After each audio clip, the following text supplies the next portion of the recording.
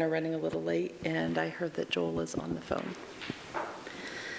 All right, good morning. Welcome to the December 4th, 2023 Grants Pass City Council Workshop, and we're going to get started talking about our organizational engagement survey. Aaron Kubik. Great. Good morning, Mayor, Council. I'm very pleased to be able to introduce Spence Taylor from Star 360. He is going to be coming up and providing you with a detailed debrief on our satisfaction engagement survey. The survey is something that we really hold as an important aspect and tool for being a high-performing organization, and I want to thank all of my colleagues for the excellent participation, which you will hear in the report that we had with regards to this survey. It's a key point for us to be able to hear from our colleagues in this fashion, for us to be as the best organization we can be. This will help us provide additional input to provide for positive work culture, and also to help with our product outcomes and our system integration of being a high-performing organization. This survey and the results will also allow us to capture crucial insights into our colleagues' needs and our perspectives of the organization. The strengths and opportunities for improvement are things that we'll be able to work on in the future. It increases our opportunity to make change that positively influences the organization based on hearing the voices of our colleagues. This will ultimately also allow us to have an edge on retention of quality colleagues as we continue to be a high-performing organization and build on our internal work culture. So looking forward to our next steps in working with Star 360, working with the executive team, and working with my colleagues to dive down deeper into the survey and the results and making things the best they can be. So with that, I am going to turn it over to Spence Taylor. Thank you, Aaron. Mayor, members of council, all attendees, great to see you all, the X-team, and member of the press. We're excited to have everyone here. I'm delighted to be here. You have a beautiful city. My first time to this lovely place. I flew in when it was dark, and so I was sharing with some of you. It was nice to see your beautiful mountains and just so much to be loved here. I can tell why you all care so much about this great place. And I'm thrilled about this process as well. I love this experience because as we get into a few things here, data is really just the beginning of change. I'm very much a believer of data-driven decision-making and making changes based off of feedback from as many people as we can possibly listen to at once. That's one of the neat things about the engagement survey, is it's really difficult, for example, for each of you to go and interview every employee in this organization, any one person. That would be almost impossible to do that effectively. But this allows us to capture the voices of everyone and try to distill it down into some meaningful initial results that allow us to draw some conclusions and then plan for positive progress and change. So I really love doing this for organizations of different types and sizes, and I will set an expectation here that this is collaborative, so please feel free to ask questions as we go. I like to mention this principle, the ask then act or don't ask principle. I know that's a mouthful, say that 10 times fast, right? But really the idea here is that as soon as we ask employees and leaders what they think and give them the chance to share, there's an implication that as we receive their feedback, we're going to do something about it. So we're going to take action. So that's already been decided, that there will be meaningful action taken moving forward. I know that everyone here is committed to that, and I and my team at STAR are excited to be part of that process. So I just always like to, I didn't prepare that point uniquely for you. I share that with everybody that I do this with. And also, just that no data lives in a vacuum, and what I mean by that is that I know that all of you have your daily experience, you have personal interactions, you have, I know there was another survey done in the past, like you have all of that data, so I kind of like to say bring all that with you and then see if this can add some clarifying insights and additional layers of value, and then make decisions based off of all of it. This is not intended to be a single point that tells you everything that you need to know. But rather just give you some unique additional details and perspective. The first rule of feedback, as the bullet says here, is just that all feedback is good feedback as long as we're willing to do something about it. And I share that same principle when I'm doing individual leader coaching sessions and giving feedback to executives and employees. Just as we receive feedback, if we lean into action, that's really where we get the value. already mentioned this, but just to reemphasize, this should be an active discussion. So if there's a point that's either confusing, you have an insight, a question, whatever it is, please share those as we go. Aaron has shared with me that we don't necessarily have a cap on our time, and so we can be as thorough and go as deep as we need to. I neglected at the beginning, by the way, to thank Mr. Kubik and his team, the X team, as well as I wanted to do a quick shout out to Diane Phelan. She and Karen both helped this morning with some last minute just adjustments and refinements to make sure that this is as good as it can be. So I really appreciate everyone jumping in and helping out with our last minute preparations there. This is just the simple model for change that we use, how change happens. So we've done the measure portion. We've had, I've had interviews with most of you members of council, members of the X team, kind of from a qualitative data collection standpoint. There will be some follow-on information flowing from those interviews. And then the engagement survey itself, those are kind of the two major steps that we're taking for measurement. What we're doing today is really about informing. And then later today, I'll be meeting with Aaron and the X team to really transition more fully into the planning portion and kind of the so what factor of we have all this data, we have all this information, now what are we going to do about it? And then of course, the most important part, if we just get the MIP done and fail to act, then it's all for nothing. So we really lean into action, as I already said. And just to give you a little bit more of a granular feel for where we're headed from here, the survey itself is complete, the reports are prepared, today's debrief, and then this week we're really focused on having action planning workshops in addition to the X team session that will happen later today. We're also having several smaller group sessions with kind of at the division level essentially to do action planning down at that level. So all of that will result in a combined change plan. The target date for that currently is December 15th, and then we'll really settle into a cadence of iterative feedback and progress checks to make sure that we're making actual progress and we can remeasure and assess how effectively we are in our action planning. Okay, so with that, we'll go ahead and transition into some of the data. First, there were 250 people invited to participate in the survey. You can see that 208 people responded, which is an excellent, 83% is excellent. As you see, our benchmark for all organizations responding to first-year surveys is about 76%. So nice to see that you're above that. That just implies a couple of things, that people are willing to share their voice, that they believe that we care. Just some of those ideas kind of are implicit in that number. We actually don't like to see it get up into the upper 90s, like 98 to 100, because then it starts to feel compulsory. We never want people to feel like they have to respond, because when someone's forced to respond to something, they tend to not share how they would, or how they actually think if they're doing it because they care and they want to participate, if that makes sense. So 83 is actually just a really good sweet spot for the type of participation we'd like to see. All right, and I'll kind of orient you. As we go through this, you'll see several different bar charts that look similar to this. And you'll hear me use the term favorability quite a bit, and unfavorability maybe sometimes. Really where those terms come from, favorability is responses to the survey that were either a 4 or a 5, so agree or strongly agree to that particular question, or to all questions. We're going to look at some very high-level response data first, but then as we start to do some drill downs, you'll see those tied to specific questions. So when you see the initial percentage favorability, that's a 4 or a 5, neutral is 3, and then the unfavorability is disagree or strongly disagree. So that's kind of I come from a military background, so I'm basically orienting you to your map, so to speak. So that's hopefully will make this process of digesting the data a little more effective. All right, here's your first initial look at some of the highest level data. I just call this the dashboard because it gives you just a couple of indices here. Total favorability, so again, of all responses from all people, the percentage of people that answered strongly agree was 77%.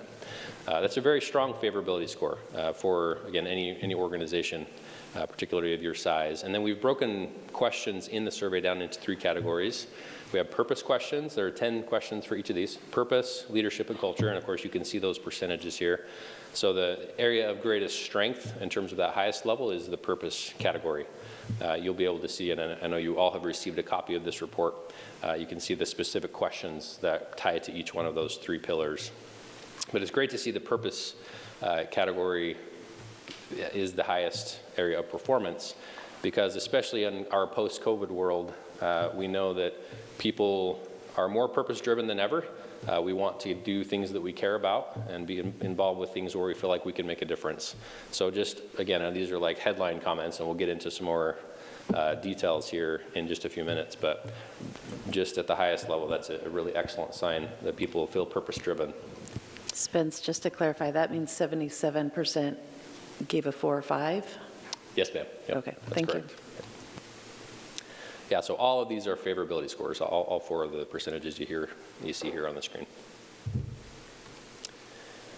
Okay, so here's your purpose index. I know that the utility of this maybe is not as high as it could be just in terms of the small text, but really the purpose of this is carried out in the report you have in front of you, so you can read each one of these questions.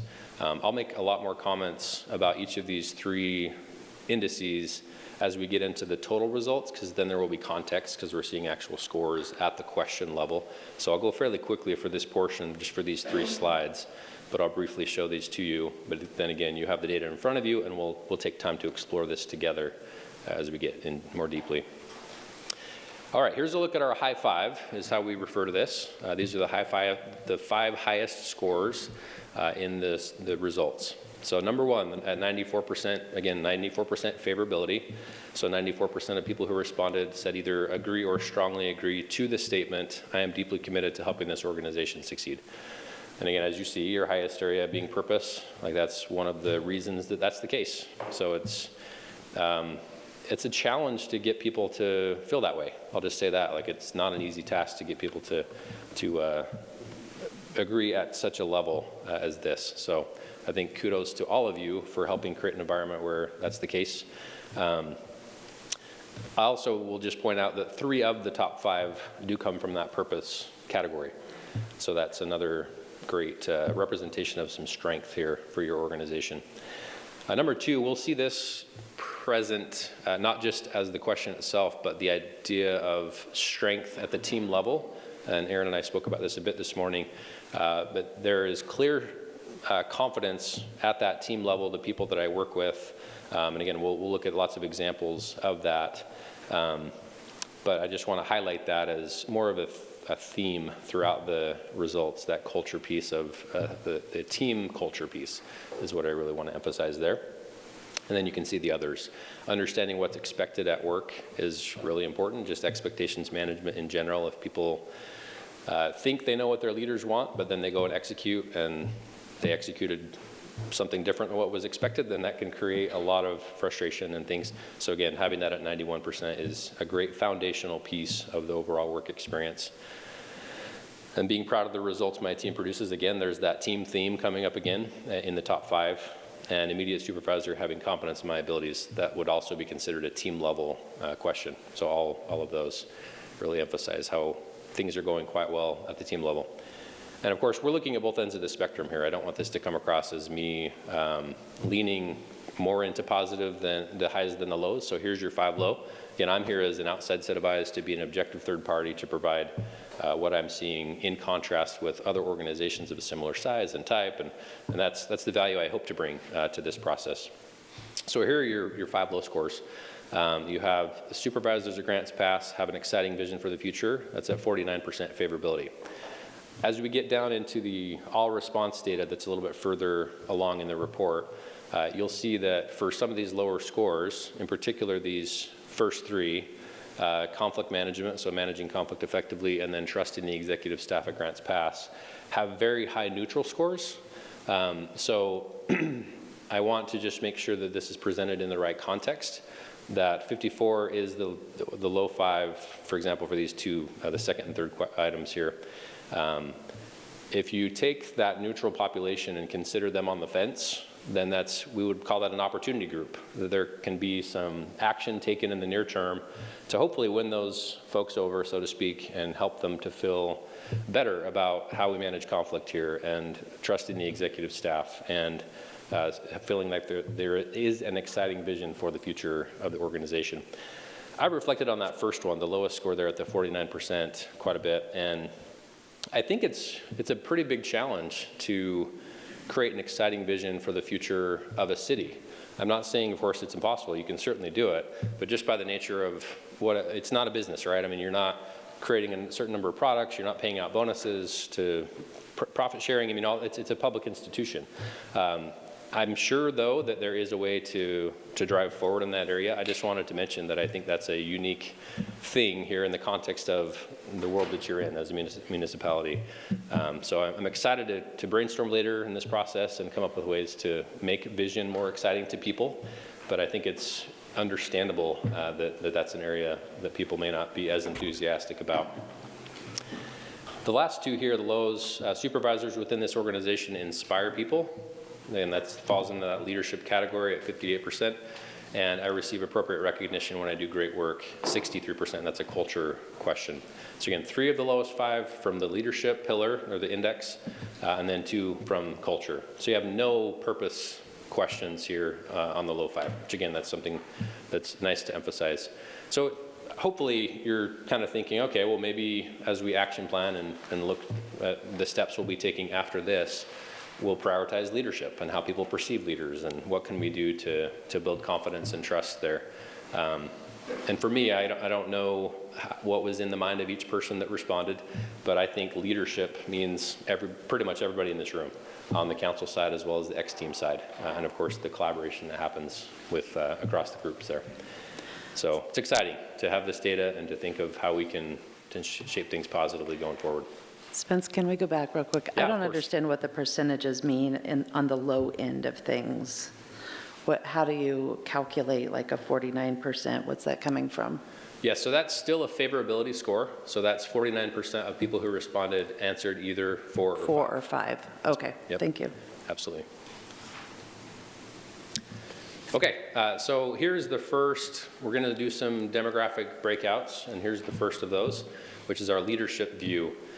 So of all people that responded, we just put them in essentially 2 buckets, as you see. So executive team, there were 6 respondents, and then all others. I always like to do this because even before I see the data, like this is always the case. It tends to be true that the executive team of any organization feels more favorable than everybody else. And I think it's because, this is just what I've observed, they are more involved in setting the vision, and they're more involved in setting executive priorities, and they get to see things at a little bit broader perspective. Whereas if you contrast that with someone who is in public works or in the police department or whatever, they're seeing more just their lane, and their experience holistically is more limited. So just generally speaking, again, this is to be expected. Again, even the gap between the 77 and the 93 there, so 16%, that's a pretty normal gap for pretty much everybody else compared to how the executive team sees things. So that's why I wanted to start with that one, because it is important to recognize that and to start kind of a thought process around how can we close that gap? How can we help people feel that are not in executive leadership roles to start to feel more favorable just at the highest level overall. Any other thoughts or questions on this one? Okay, we'll go to the tenure. Again, I'll do my best to call things out that are either normal from what I see for all organizations and abnormal.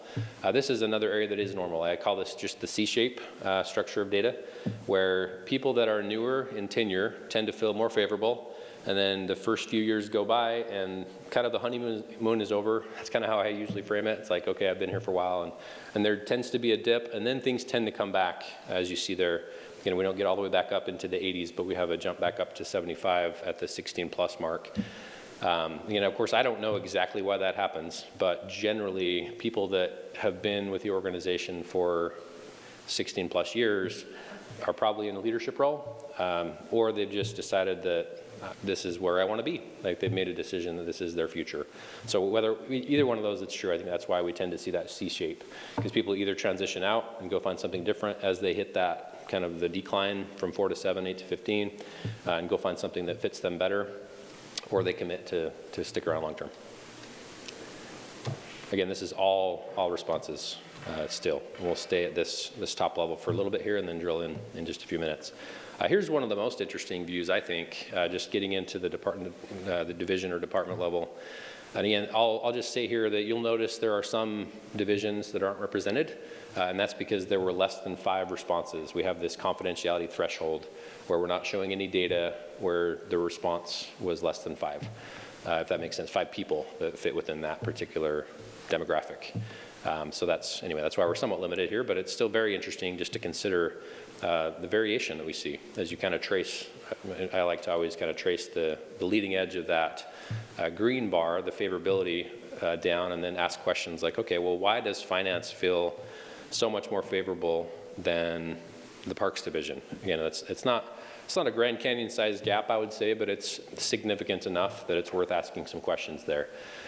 Part of this process, as we go through this high-level debrief, should include us jotting down curiosities or questions, like the example that I just gave, and then carrying those questions forward with us into conversations that we have with people throughout the city, throughout the organization, and say, hey, we noticed this in the engagement results. What are your thoughts? Why do you think you as a member of this team feel differently than these other people over here that are a member of that team? Like, do you see something that maybe you can shed some light and give us some perspective and help us get a better grasp on some of these gaps? So I'll give you just a minute to continue to look through this. And again, all others, that was those under 5, we basically combined those together to provide some awareness of those smaller divisions or departments and put them together in a group. So that's why you see that all others are at the bottom. I will just make one other comment here before we move on to the next slide, just about that neutral group. Again, we typically think of people in that group as an opportunity to come back over to feel more favorable. So just the bigger neutral scores create an area of interest, like the fire, for example, with the 18%. It's a decent number of the 23 there that basically have not for sure decided whether they feel more favorable or less, and so there's some chance to have positive influence. Okay, here's our ethnicity, the EEO, equal employment opportunity and race ethnicity breakdown. Again, we're somewhat limited, just we don't have enough numbers to represent anything more than these 3, but it's still really interesting to look at this. And we do have some pretty high neutral scores there for the Hispanic and Caucasian populations there. I didn't mention this before, you all probably are tracking, but the N value is just the number of people that are represented for that. Okay, and then we have, this is probably our most detailed, I think our most detailed view as we look at the job class code. Again, anything from 5 respondents and up. These are the groups that are available. As I mentioned a minute ago, as you have some of these curiosity questions that you jot down, one way to begin exploring that doesn't require conversations, although of course that's still an important step, is to go through the comments and basically look for evidence that, because you might have an initial idea. You might think, I think it's because of this. And so establish that as your, if you're in statistics, like as your null hypothesis or however you want to frame it, and then go look for evidence and try to see if the comments support either your idea or if you can see a trend or a pattern in the comments. The comments are, I'll tell you, I mean, it's quite a process to go through all the comments. It's the biggest chunk of this report, of course, and it's, I think, the most valuable part of any process like this, because those are individual voices. And I'll talk more about kind of best practices around how to analyze comments and some of the themes that have stood out to me a little bit later, but I just wanted to make sure to call that out here as we're starting to think about, again, some gap analysis. The dispatcher one stands out, I'm sure, to more than just me. There are 8 people represented there, and their favorability score is sitting at 56%. Probably represents an area of opportunity. And again, 22% being neutral and 22% unfavorable. Like, we have a pretty unique distribution there of that data.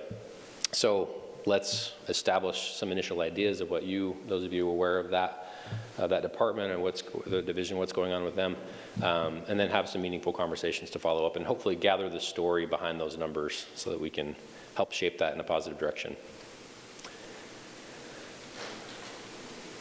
I think also, my last several comments have been more focused on the lower scores. I also want to call out some higher scores here. Things, for example, in the utility billing specialist class code, as well as the municipal services worker class code, like those both sitting at 83. And that's really exciting to see that those people in those roles feel very favorable, again, in contrast to some of these lower scores. And they beat the overall favorability by a fair margin as well. So it's great to see. Okay, so you are all aware this is an engagement survey, and one of the values of that is we have an engagement profile that we were able to draw out. So these engagement questions you see in the upper right of the slide statistically represent the areas that are the best predictors of whether someone is engaged. And the way we really define engagement is that those people that are most highly engaged or fully engaged, as you see it here, are those types of people that are willing to use their discretionary time, their free time, come volunteer on the weekend. Some of you made some comments about how many amazing people there are among the staff who are willing to do things like that, and those are your engaged people. So that's kind of the way to think about engagement. And again, these questions, the engagement questions, are the best measurement, not in my opinion, but statistically speaking. I worded that weird. It is my opinion, but it's not driven from my opinion, but it's driven by the statistical side of things, that those are the predictors of someone using their discretionary efforts, which nobody can force anybody to use their discretionary effort. If you've got an hour lunch, then you can take your hour lunch, but some people choose to eat real quick and then use the other 50 minutes to work on a project that they care about, for example. So anyway, just to illustrate that a bit further. So as you read through those engagement questions, that kind of helps you create a little bit of a boundary around what we mean by these scores.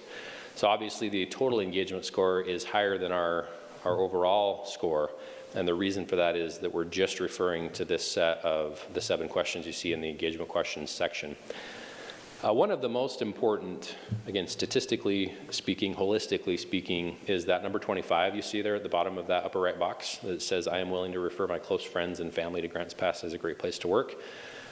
We call that, this is often a similar wording is used in customer surveys, and it's called the Net Promoter Score. So it's essentially, are you willing to endorse us as an organization as somewhere that you should either do business or somewhere that you should choose to invest your work life, your career.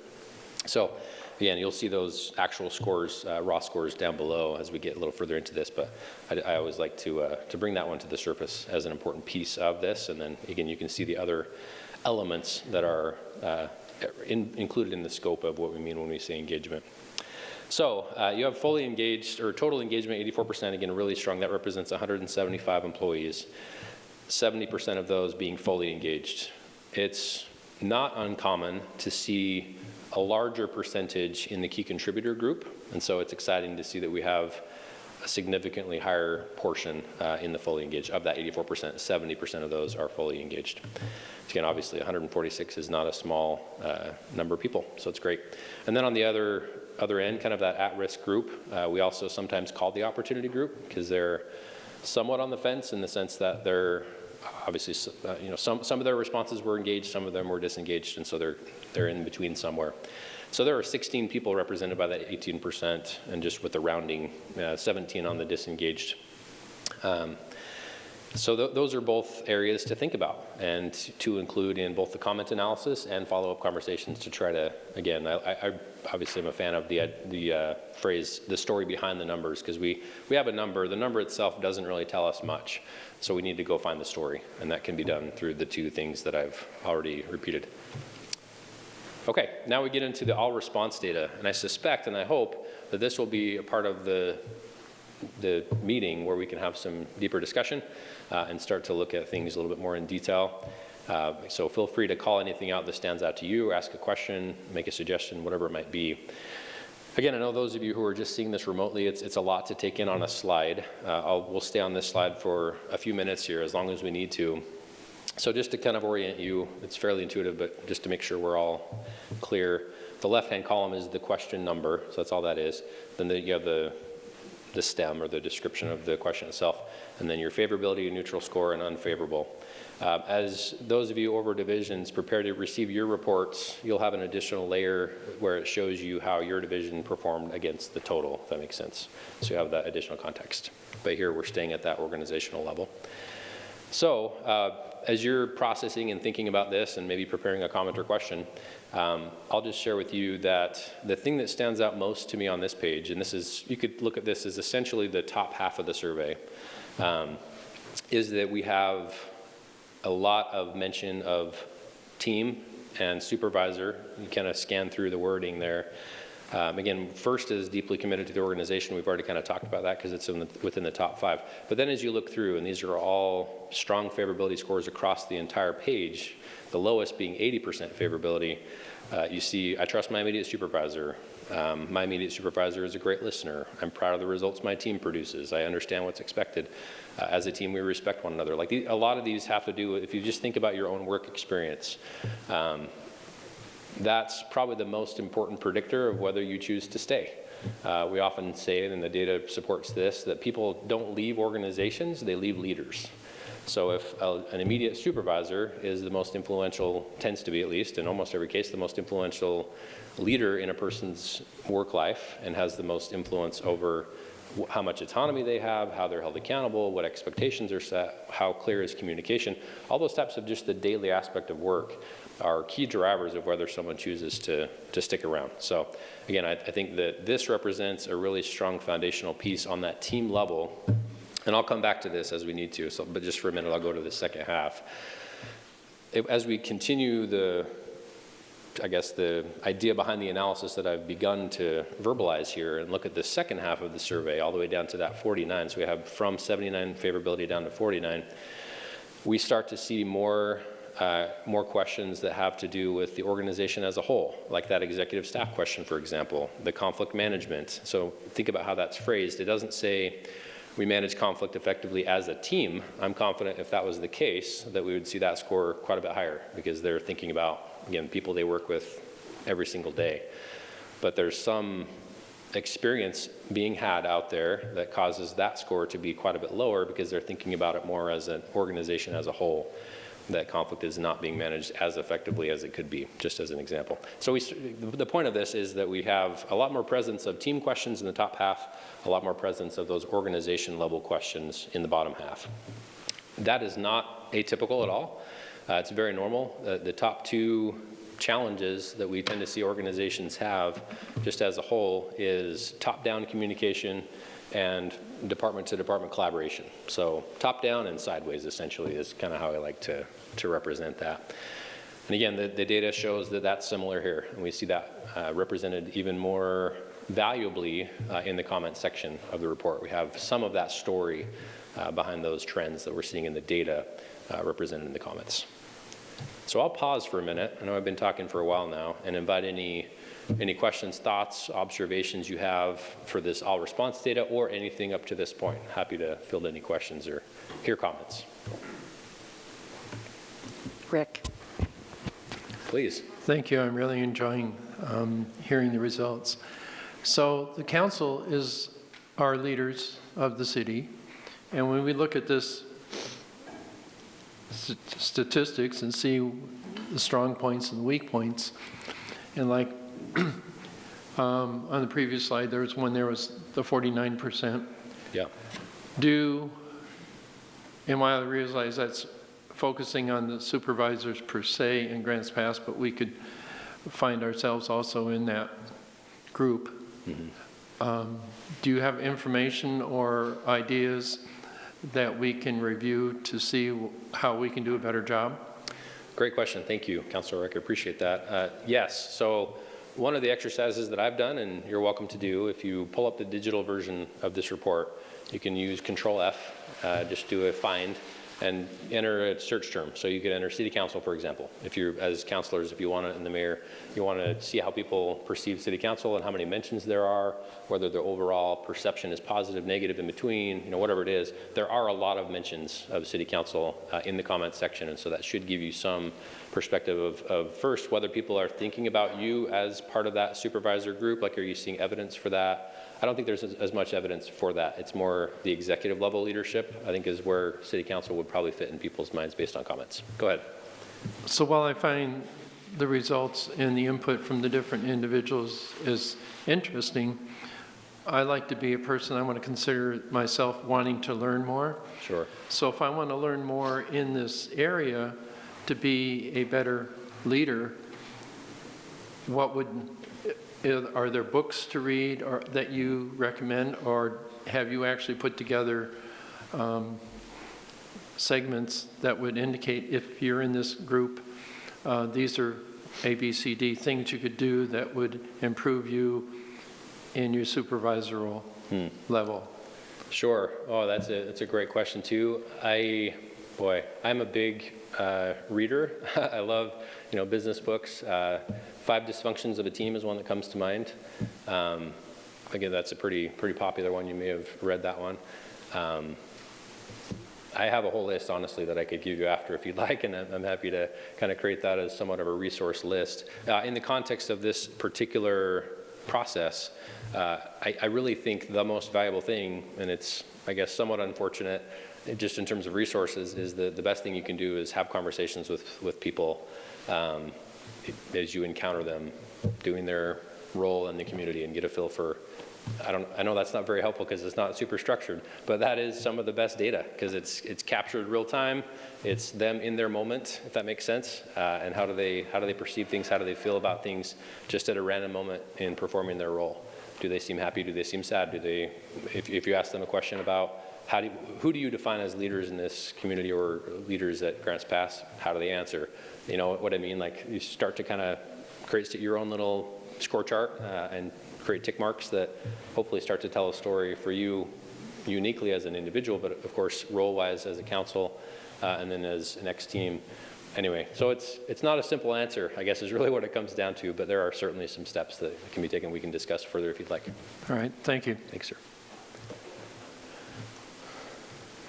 Okay, I'll go ahead, please, Councilor Junker. I just think it's kind of interesting that if you look at all these supervisors, they trust their supervisor, they have a strong sense of work, their supervisor's ideas, and then you go way down here down at the bottom and it says sets the standards. Like, that's kind of odd that they like everything about their supervisor, but the standards. It's really interesting to me that they trust their supervisor in many ways, but they don't set the supervisor does not set the standards when it comes to the leader they want to be. But I think that's just very odd. Yeah. No, I agree with you. Thank you for bringing that up because in most surveys that we go through, there are at least 1 or 2 items that seem a bit counterintuitive like this. And so we have to, if we really want to understand it, we have to go through this process that you're probably already tired of hearing me talk about, but it's important, is this whole comment analysis, individual conversations. Let's go out and come up with a way to further research some of these perceived disparities, because there has to be some reason that there's a difference in their minds collectively. In order to gain that awareness and understand the narrative, we've got to go extract it through meaningful interactions and effective communication. So yes, thank you for bringing it up. I think there are a few different areas like that. Like even looking at the number 17 there with 86% favorability behind I trust my immediate supervisor, and then the 54% favorability with the number 19 we've already talked about, I trust the executive staff at Grants Pass. It's not unusual for there to be a lower perception of trust when there are degrees of separation, just by nature of less familiarity, less of a personal relationship with those leaders, some of these types of things. That's not really unusual, but that is a pretty sizable gap. And so let's try to process that and understand why that gap exists, and then make sure we integrate closing that gap, obviously bottom to up, not pulling the top down, as we move forward for the months ahead. So that's another one that I think fits in that category, that it seems somewhat counterintuitive, but there's a little bit of maybe a hypothesis that can emerge behind that. Other thoughts, questions, observations? Okay, feel free to jump in, or we can go backwards as we need to. We were fortunate to have some additional questions added to this process. So here are the favorability scores for the additional 12 questions that were added to the survey. I know some of you were involved in that and really appreciate the additional layer of data collection that we were able to add to this. So on this first, again, similarly divided, although it's just a list of 12 questions, but we've kind of divided this into the top half and bottom half. So from 96% favorability down to 84%. I'll just quickly go through these. I am encouraged to provide excellent customer service when interacting with the general public, 96%. So that's amazingly strong. It's great to see. We've only got 3% neutral, so just really a couple individuals, and 1% unfavorable. So I guess statistically that's probably 2 individuals and 3 or 4 on the neutral. So very small. So it's great that people are aligned around this idea that it's vital we provide excellent customer service to the community. I've received ethics training and orientation during my time as an employee at Grants Pass. Again, similar scores. The only flip there is the neutral and unfavorable are swapping places, but still 96% favorability. So that's excellent that you all have prioritized ethics training and making sure there's clarity around what it means to be ethical here as members of your organization. I feel my coworkers consistently behave in an ethical manner. Again, similar, 89% with 8% neutral, 3% unfavorable. I feel comfortable discussing perceived problems with my immediate supervisor, also 86%. My supervisor welcomes my ideas and input regarding creative solutions and/or suggestions for improving the efficiency of the organization, 85%.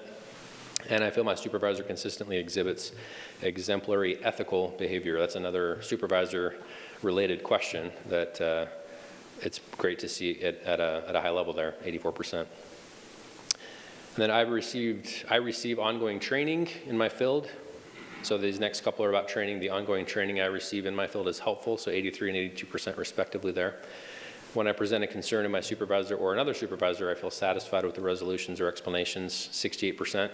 And I've seen similar scores to questions like that in the past.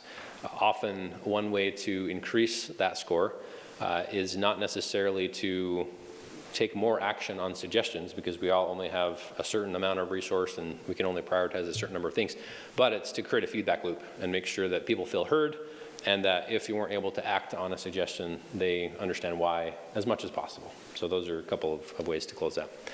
I feel my ideas are valued and then acted upon, so we start to get down into the lower scores here for this particular set of these 12 questions. At 65%, again, you have a little bit larger neutral population at 23%. There is another supervisor. That question was actually tied into, I feel comfortable discussing perceived problems with my immediate supervisor. There was an if and statement there. Basically, if not, then there is another supervisor within the organization that I feel comfortable discussing perceived problems with. So that's 64%. I will tell you, just from a data integrity standpoint, that some of the organizations, there really is no additional formal supervisor, if that makes sense, because they're a small team. And so there's maybe a little bit of gray, if that makes sense, in that data. Because if there's the absence of a supervisor, someone may disagree with that, or a second supervisor, I should say, another supervisor in the organization. So it really depends on how they read it. If they read it as it was intended, which I think the intent is great behind it, just having somebody else to go to if that first line leader is not available, or is maybe they don't feel comfortable for whatever reason, having someone else to go to. So that's the intent, but it could be read the other way as well, of having a formal next line to go to. Okay, any comments or observations with these summary questions, these additional 12? Rob? Yes, sir, Councilor Pell. So it looks like there's a little disconnect, or I'm not sure if I understand, between the very top question and the bottom, 39 and 40. 96% of the people feel they are encouraged to provide excellent customer service, and yet only 54% apparently feel that it is delivered. What do you make of that, or what to do about that? Yes, thank you for bringing that up. This is another thing that, so what we've seen is whenever the wording includes personal language, like I, for example, if you're basically, there's an implication that you're asking about my performance and whether I prioritize that. So if I say I am encouraged to provide excellent customer service versus we as an organization provide excellent service, it's more pointing at my performance versus my perception of our organization's performance. So that's I think why that gap exists, because people tend to think about it less personally when you ask that the number 40 question, every Grants Pass employee versus I. Does that help at all? Does that make sense? Actually, not at all. Okay. Okay, I understand that we use the word "I" on number 39 at the top, but that's really all anyone could comment on, whether or not they have been encouraged to provide good customer service. Sure. So I is appropriate there, Right. and the only thing that you can really comment on accurately.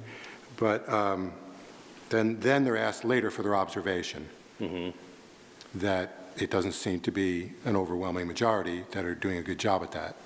So even though apparently people feel that they're encouraged to do it, it doesn't seem like much of that, or as high a percentage of that is sticking throughout the organization. So I guess the question would be what to do about that. Sure. Thank you for that. The accuracy or effectiveness of someone observing someone else's behavior is always a challenging area. That's kind of, to me, that's what this comes down to. Again, hopefully this is feeling relevant. But the other thing that we can do is go and try to make some connections to this disparity that you brought up and what we see in comments. Are there specific comments that hopefully will help us understand better why we have a gap? Again, Councilor Yunker, you brought up another one earlier. We've talked about the executive versus supervisor leadership gap, and there are several gaps here that we need to better understand. And that's why, as I shared at the beginning, data is just the start of this process. We have some data here. It's interesting. It probably creates more questions than answers at this highest level look. And then as we get more deeply into it this afternoon and throughout the week, that's where we really start to try to get into a more of a solid set of hypotheses and then confirm those hypotheses so that our action plan can be as relevant as possible as we move into meaningful change. TJ. I have a quick question. In the all responses category 28, I receive appropriate recognition when I do great work. I'm seeing that there are other questions that are kind of tied together, and you can garner some data from different questions. Are there any other questions along those lines that you could garner significance from? Yes, thank you. I'm just catching up with you here. So it was, okay, number 28, I receive appropriate recognition when I do great work at 63% favorability. And you were just asking if there's any other question that would help us understand that better or that's related to that. Is that right? Yes. Okay, great. There's really not another one that gives us a chance to either see the presence or absence of a gap in the same way that some of these other examples have illustrated. I would say though that I did notice several comments, both positive and constructive, potentially negative, around feedback that will help tell some of the story behind it, if that makes sense, and can certainly be included and should be included in the action planning process. So yeah, that one, we don't necessarily have a cousin to it as a formal question, but we do have comments. Thank you. Okay. Anything else at this stage? And we're almost into the home stretch here of getting into some comment analysis, which again, it's fun, big challenge for us to dive into a bit.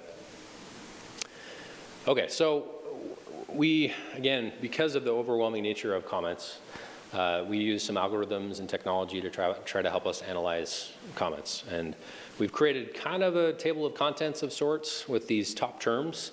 And so it's difficult to apply what's intended here in this setting because we're in a group presentation type format meeting. But what you can do though is go and use the same find functionality in your Adobe Reader or whatever software you're using, do a Control F, and then copy and paste each of these terms and go and evaluate those terms, because each of these appears multiple times. So if you want to go see what's being said about the 911 center, what's being said about, again, City Council, X team is another one that isn't listed here, but that's another one you could do. If you see a name of somebody or even your own name and you want to know if you're mentioned by name or someone else is mentioned by name, feel free to do that as well. Like those are a couple of ways to come at this overwhelming task of digesting many, many pages of comment data. Of course, you can consider it some light nighttime reading as well, but it may put you to sleep just because it's hard to read as a story, because you got to have some more purpose-driven analysis behind it. So that's the idea here. We do have overall positive sentiment sitting at about 73%. I will tell you that that's not a perfect number because it's qualitative data, not quantitative data. So the opinion of the algorithm, I guess you could say, is that it's 73% positive. Again, on this next slide, you'll see the imperfections here. This word cloud was also created by technology. And for example, for some reason, it put continued education in red as a negative. Obviously, continued education is not negative, but anyway, so just to show you, like, we're trying to help distill things down the best that we can to give you some resource to do further discovery and exploration of the comments. There are some really amazing terms here: appreciate, encourage, honest, amazing, good customer service. Again, back to that thing that we definitely need to explore some more. Very positive. Anyway, you can see some of those additional terms that, again, you can take a similar approach and find, or do a Control F and find in the data where those terms are present. So that's really, the comment review is more of a call to action, where I would love it if you want to take some time after this and do your own process of exploring and reviewing comments. And then if you want to, I'll be here all the way till the close of business on Wednesday. I'm happy to have follow-up conversations and assist however I can with that further comment analysis. And of course, we'll be doing that in our meetings. Sir.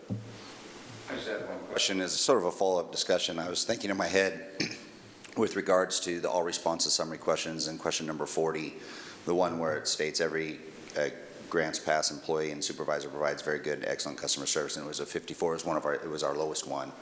And I'm curious, could it be the way the question was actually asked, as it's this one question seems different than all the other questions on the survey, where the majority of the survey asks, are Grants Pass employees and supervisors, do they provide good quality, excellent customer service? This has every. I'm not a big fan of every, all, never, always, because it automatically puts you in an interesting situation when you're trying to respond to that more of an emotional statement almost when it says every. I believe, or is there an opportunity to where if this was worded similar to the other questions, would it have potentially had a different number? Because when you say every, immediately someone's going to say, well, no, it's not every. But in general, there is. And there's a big difference in, I think, mindset with the question and the way this one's asked. Sure.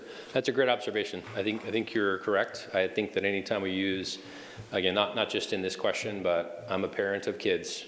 My kids sometimes will get into little scuffles, and they'll say, you always, or you never, or every time, or things like that. Anytime we use absolutes, I always try to help my kids understand that few things in life are absolute in terms of always happening or never happening or every time. So it's somewhat similar here, just in the context of the data. And perhaps that's one thing that in the mind, if I'm one of your employees and I read that question, I may think to myself, well, I certainly see a lot of really good customer service, but this one time I saw an interaction where somebody got a little frustrated, so that's not every. So now I have to answer I respond on the lower end of the scale. So yeah, maybe that helps illustrate and support that idea. I would love that you brought that up. Thank you. Yes, Councillor Pell. Yeah, I appreciate Aaron's observation on that question.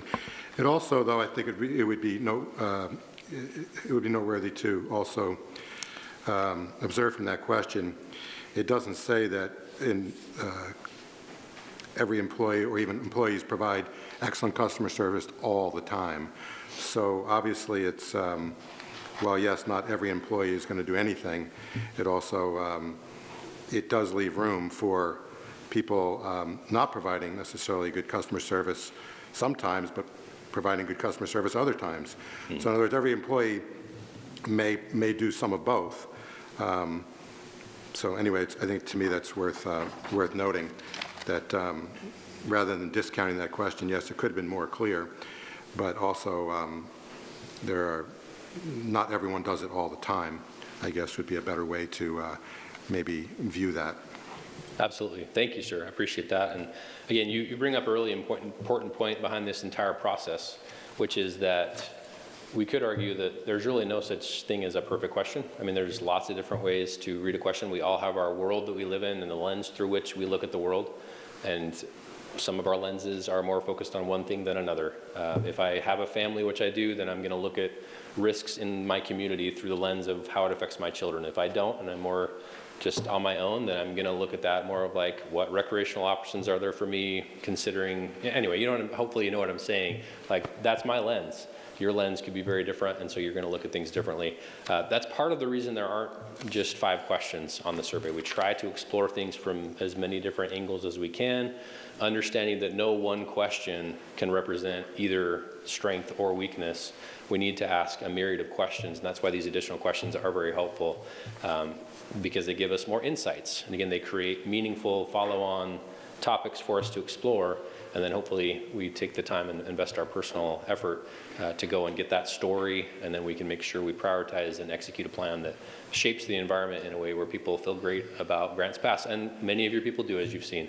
So that's kind of where I would end, is just that you have a lot of really good things to build on, a lot of strengths to build on. Just like every organization, there are certainly some areas to do better. We've highlighted some of those today, and we'll be doing the important work of drilling further into those later today and throughout the week here. And that's really the what now, just to kind of bring us back to this, what's going to happen next. Because again, if we just stop today and say, mission accomplished, we're done, we've totally failed. We've got to set up a plan and go and execute that plan, and that's what's represented in the lower portion of this flow chart. So really today we're just at that second layer of action, or top layer really of debrief, but then we'll be moving into the second layer with action planning. And I know everyone here is going to be able to help shape that very importantly. So I'll leave it for any final questions or thoughts, and that's all I have for you, if not.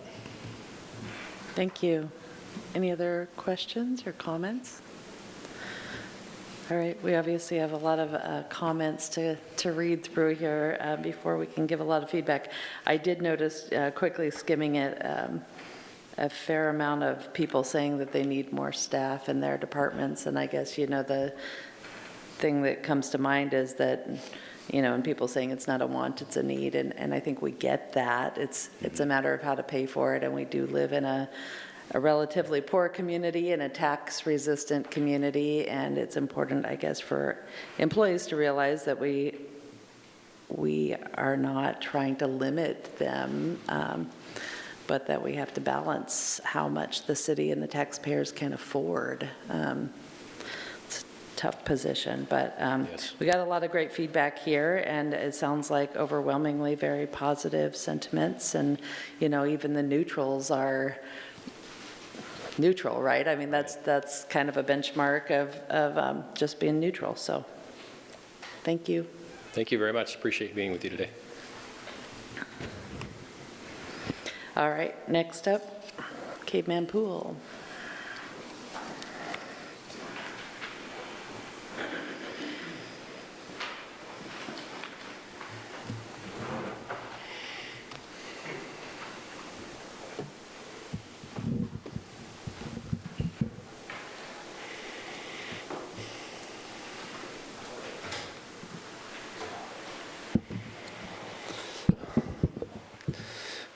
Good morning, Mayor, members of the council.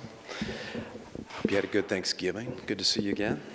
So Josh is our department lead on the Caveman Pool. Unfortunately, he's out today, so you got me as backup. But you only have me as backup for a few minutes because we have our consultant RSA that's going to, who's on the line today, who's going to kind of give you more of the deep dive on some of the amenities here.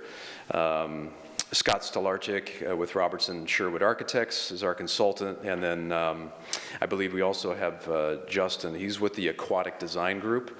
The Aquatic Design Group is a sub-consultant to RSA. RSA is the city's primary consultant and designer on the project, and then Aquatic Design Group is another company, but they focus very specifically on the recreational pool element.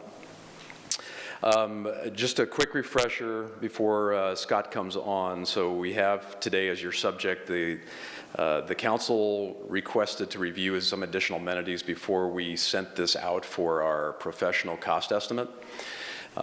This was in October at the end of a business meeting. During your conversation, this came up, and so I think the cost estimator, and Scott can speak more to this, is very close and ready to go as soon as we give them the details. But we wanted to wait till today and this conversation to see what other amenities the council might like to have added in there.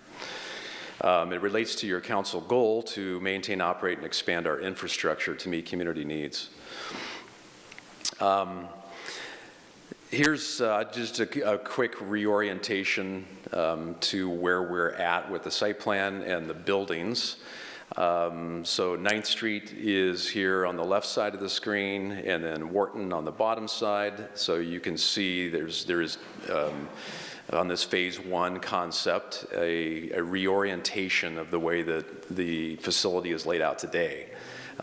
With the activity pool being kind of closer to that entry point at the corner, and then kind of probably the more significant change is that bathhouse, instead of being kind of closer to that corner, it being on that northern edge there, and oriented kind of that east-west. So that's the latest drawing. We do have the new parking lot that is on School District 7 property combined there as well. Here's the bathhouse floor plan.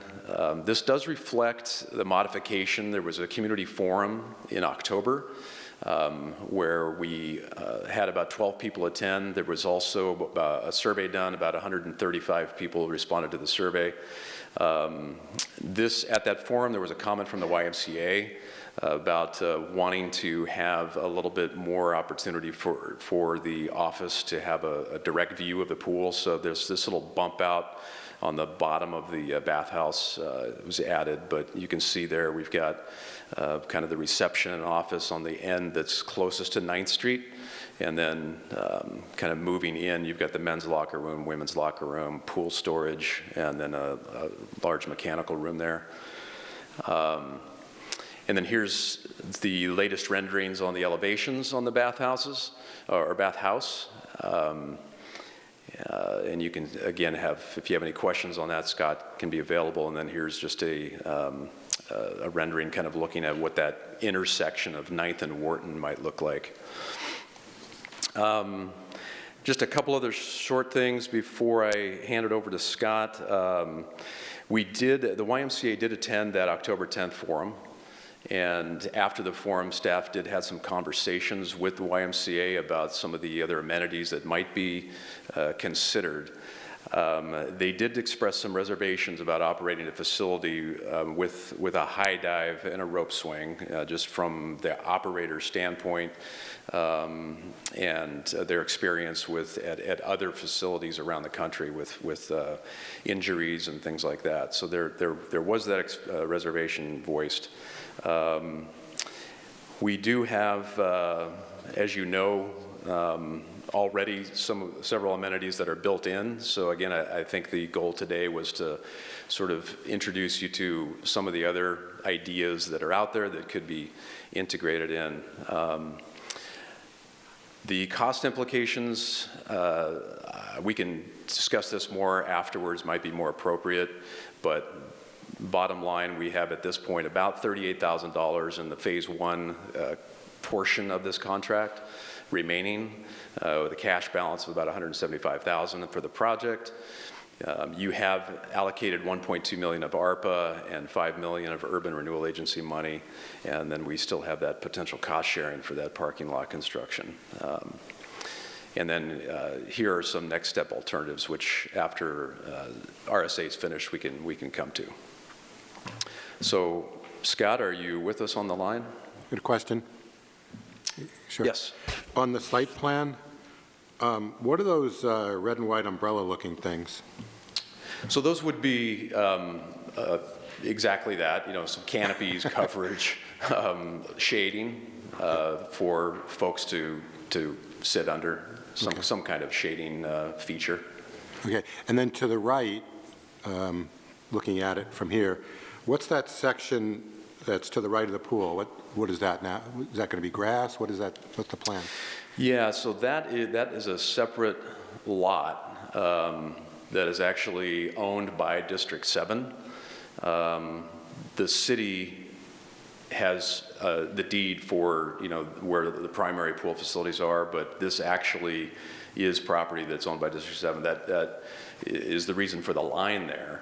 In terms of the amenities at this point, it would just be, it does start to slope pretty good there. So that would, at this point, I think the idea would be to have it just remain grass and sort of open space. So District 7 is volunteered that property for part of this project, or? Well, they have not expressed any concerns with continuing, which up to this point, that's within the fenced area today. It just happens to be that the property line runs through there.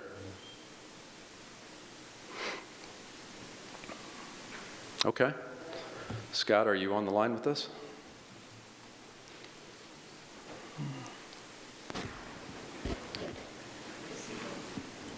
Mayor, can I ask Brad a quick question? You mentioned that the Y had concerns about potentially a platform or a high dive, and I would assume that those concerns probably revolve around liability and staffing, or do you have any more information as far as what the concerns are? We did receive an email, and yes, that essentially are the two main, to summarize, it would be the two main concerns. This isn't really so much their concern, but, we also do have the likelihood of having to go to probably like a 13-foot depth if we added those as compared to the current. We, under the city's new stormwater rules, which were adopted a couple of months ago, we do have to maintain a certain separation from groundwater. So we haven't done enough hydrogeology to know for sure, but that could be, from a design standpoint, another concern would be, do we really have the opportunity geologically, to go down another 3 feet to get that? It's not an absolute at this point, but to summarize, yeah, that would be from the design standpoint, and then the YMCA's was really the liability and the the safety issues. Okay, thank you. Yeah.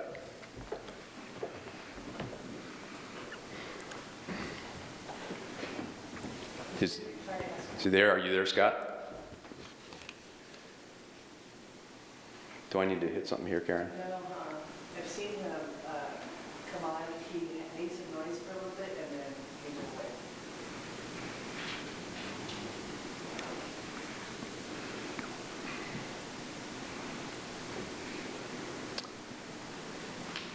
If you're speaking, Scott, we can't hear you.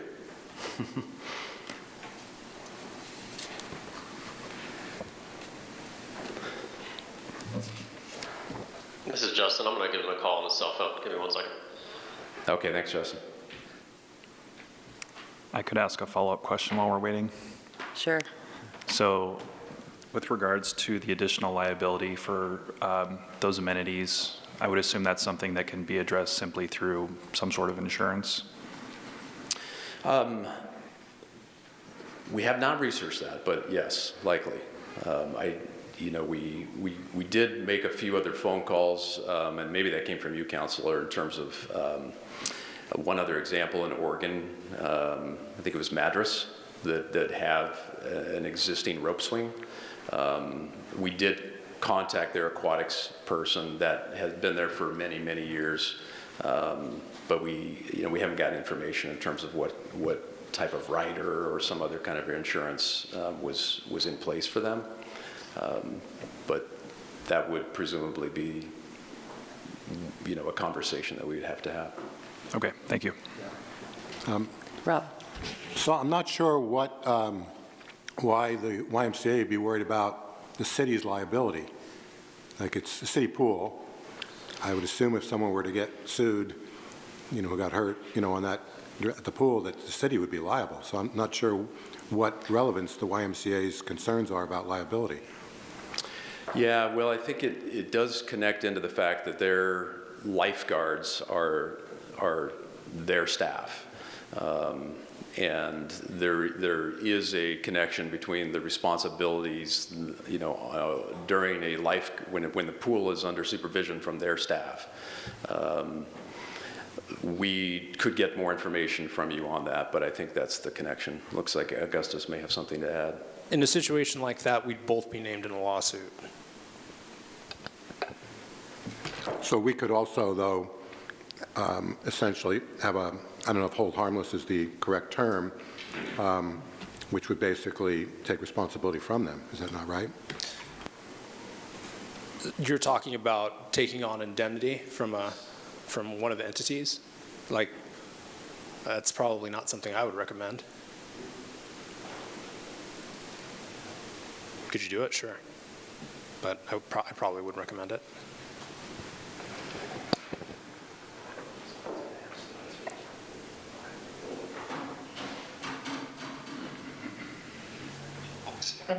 See if it works.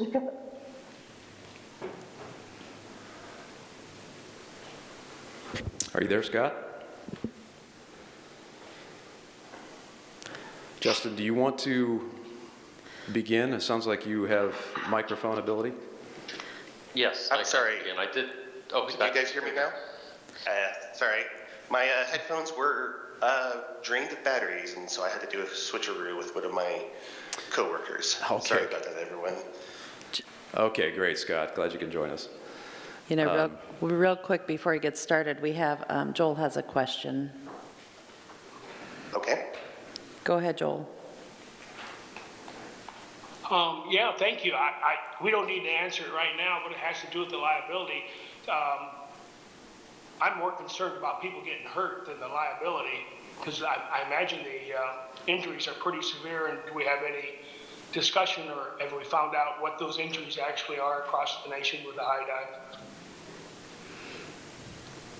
Okay. That might be a question that Justin can help give some light to, but whether we do that now or at the end of the presentation. Okay, let's come back to that later. Go ahead with whoever and whatever you had planned for your presentation.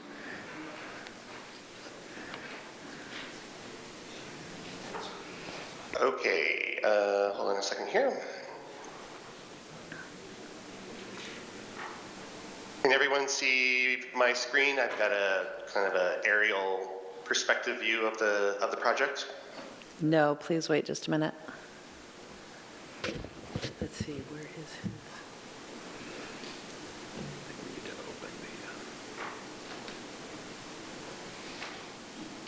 Where's my Teams meeting? It should be. It's showing.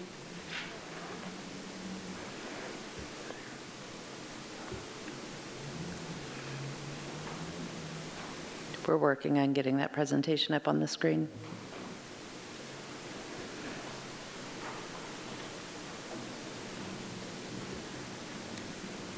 Because I had it open.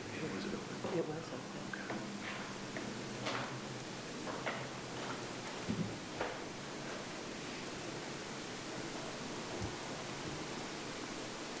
Because I'm just watching it. Yeah, it's weird. You got to close it here. Yeah.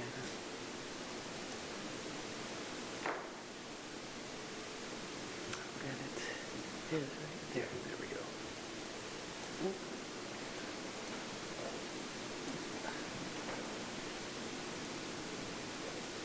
Why won't it let me move it? From up here. Right here.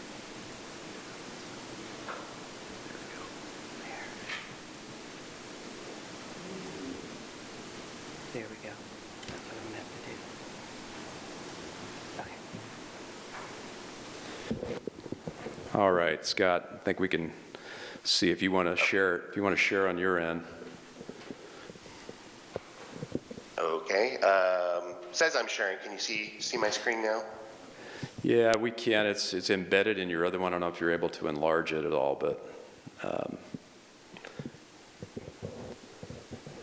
Closing some things here. does that work Well, for good. council? I think that's a little better. Thank you. Okay. Sorry for those delays, everyone. I'm happy to be here today and talk about features that we might want to include in the Grants Pass Caveman Pool. Just a quick orientation. Bradley had talked a little bit about the overall site plan, but to give you an update in terms of pool features that we've got built into the project right now, we do have overall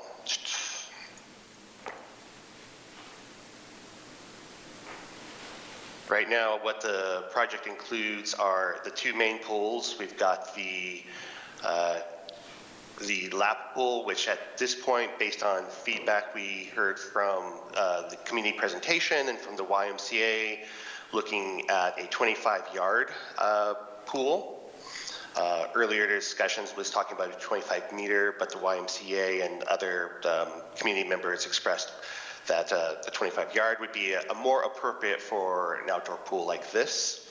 And then we have the activity pool that includes a zero-depth entry point on one side of the pool that works down to about a 3 to 3.5 foot deep sort of play recreational area here in the middle. And then we have a water slide that would drop down into, again, like a 3.5 meter or 3.5 foot splash in zone. Some other features on this activity pool include sort of submerged seating benches around the activity area, a large set of steps that could be used for early swimmer education and swim lessons, and then a scattering of sort of water splash interactive toys in this shallow water area.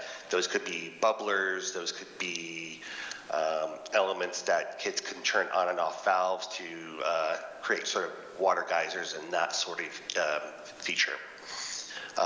Included in the design right now on the lap pool is a 3/4 meter diving board, and then today we're going to talk about some options that could either be included into the scope of the work or supplement what we've got shown right now. So when I talked with Josh last month about what sort of information to present, he and I talked about looking at 5 or 6 different types of pool features that you will see often around the area, and then trying to get a sense of a rough order of magnitude cost associated with each of those options. So the first item to look at is the idea of a high dive or a 3-meter board, and I asked Justin if he could help provide some information and imagery that we could be looking at today. So he's here to help answer any questions that I cannot answer that you might have. So first option, 3-meter springboard or a 3-meter dive platform. This would be your springboard here. This is an example of a more fixed dive platform. Costs for those are going to range anywhere from around $32,000 to $80,000, depending on the specific type that's used, and that would be just the cost for that pool feature itself. I think also that one of the cost parameters or cost ramifications of this option that isn't necessarily reflected in our site plan right now is that with the higher dive platform, we would need to be looking at a deeper water depth in the deep end of the pool.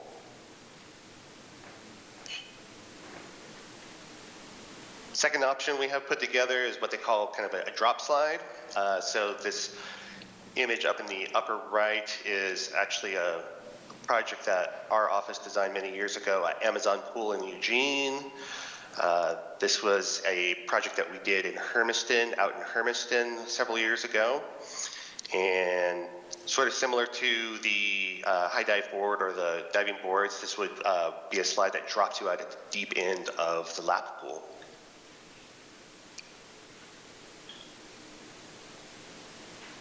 Next option we looked at is what is called a vortex. So it's basically a large body of water, has some jets built into the sidewalls to create a little bit of a current that runs around the perimeter of that space. Cost for that, assuming that we're not increasing the overall area of pool water bodies that we're showing right now, is around $90,000 for that additional wall area, jets, pumps, and that sort of feature.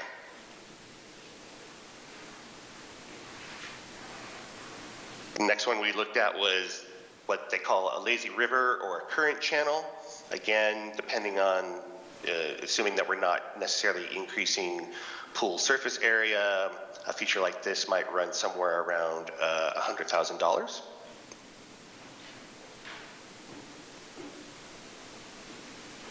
Rope swings, and Justin, you can chime in if I've got this wrong. I tried looking for some examples of a rope swing that might work at an outdoor pool. I know people have talked about the rope swing that's out at the Madras Aquatic Center, but that was an indoor pool where I believe the rope is tied to the roof structure itself. But this would be one that would be fixed to the pool deck, and that might run around $3,000. Yeah, for clarification there, just real quick, Scott, the two pictures are of aqua zip-ins, so the one on the left and the upper right, that's a manufactured item, and that's about $15,000. Okay. The $3,000 was really just saying if you created something to hang it from. I see. Yeah. Thank you. And the last item we were looking at would be some sort of enhanced splash pad area. This would be maybe a part of the pool deck that's outside of the water bodies themselves with various types of interactive play features, whether they're little geysers or more fixed elements with buckets that splash water down. And just depending on the scope of that, you can see that the cost implications start to grow pretty quickly, just depending on how large of an area it is, how many new pumps you need, what sort of features there are. So $150,000 to $450,000. So those were the items that I had talked about with Josh to try to bring a little information to you today, so we can start a discussion about each of the features. Thank you. Council, do you have questions? DJ? I do have a question, not on any of these amenities, but just in the general conversation. Handicap accessibility is really important for all the areas of the pool. Like, we currently don't have handicap accessibility in the deep end of the pool now, but we do in the shallow end. Is this something that we can make consideration for at this point? Yeah, I believe we are already planning on that. So for the way that we've handled it, or at least my office has handled it in the past for the lap pool, the deep end, is we will usually set up a couple locations along the pool deck where there could be a portable wheelchair lift to bring someone into the water. And that's what this little element over here is indicating. Very good, thank you. Rick? Thank you for the presentation. I realize when it comes to pool depth, a lot of it now is by regulation rather than by choice. But when it comes to looking at a high dive board versus a slide, would the same depth requirement be there for a slide as it would be for a diving board? When you say slide, do you mean like that drop slide option that we were looking at? Yes. Justin, can you talk about that? Sure. So the height of the slide is going to dictate the depth of the pool. Most drop slides like this are safe for use, and manufacturer recommended water depth is somewhere around 10 feet.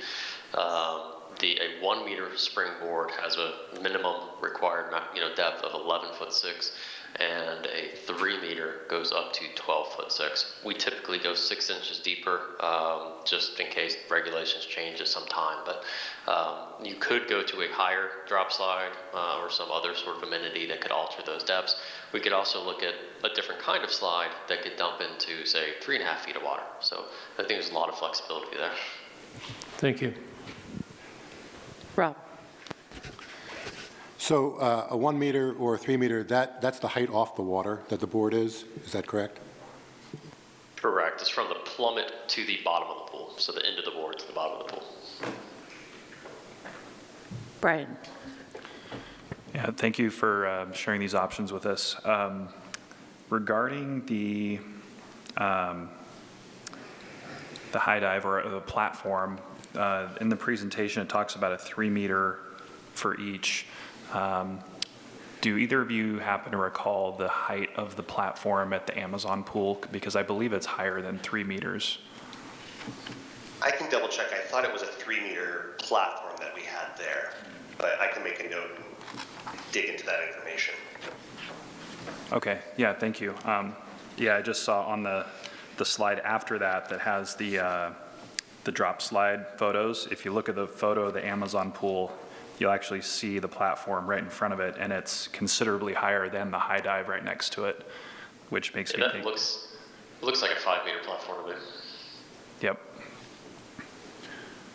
Okay, so correct me if I'm wrong, but the current design depth for the pool is it 12 and a half right now? For the deep end? Let me go to the slide with that pool plan. So we're at 10'8" right now, and that was just with the assumption of using a 3/4 meter board. Okay, 10'8". So we would need, if we did decide to go with some sort of platform or high dive, we would have to, at a minimum, meet 12.6. So we would be having to add 22 inches of depth. Correct. Okay. Thank you. Other questions? Rob? So at least, this is at least the second meeting, if not the third meeting, that we've been asking questions or needing to know the answer to what our geology is in that pool area and how deep can we go. So what is the holdup, or when can we get that answered? That could be for Brad, it could be for Brad, it could be for the pool person, you know, I'm not sure. I don't know. From what I remember seeing in the geotech report, there was nothing that would indicate to me that there would be a problem going deeper.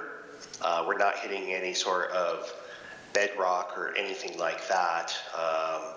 So the possibility of going down deeper is there. It's just, call it a cost issue in terms of that extra excavation. Brian? Yeah, just as a comment to Rob, I think the existing Caveman pool depth is deeper than the design depth of this pool. I think, I might be wrong, but I think it's maybe 11 and a half right now.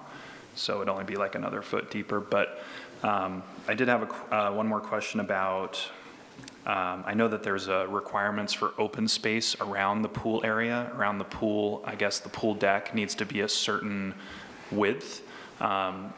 Usually 8 foot clear around all edges of the pool. Okay, great, thank you. I have a question about the pool building. I know there was a concern from some of the lifeguard staff that there be visibility of the pool deck from the offices, from the lifeguard office. And I think you said that's remedied by this little bump out that we're seeing? Yeah, it's not reflected on this plan. Let me pull up the other one that Bradley had shown before. That was the revised plan for the bathhouse. And then is there a snack bar somewhere? In discussions with Josh and his discussions with the Y, the idea is that in this reception check-in desk here in the lobby, there would be space for the snack bar that would serve clients. So people would come back into the lobby for that? Correct.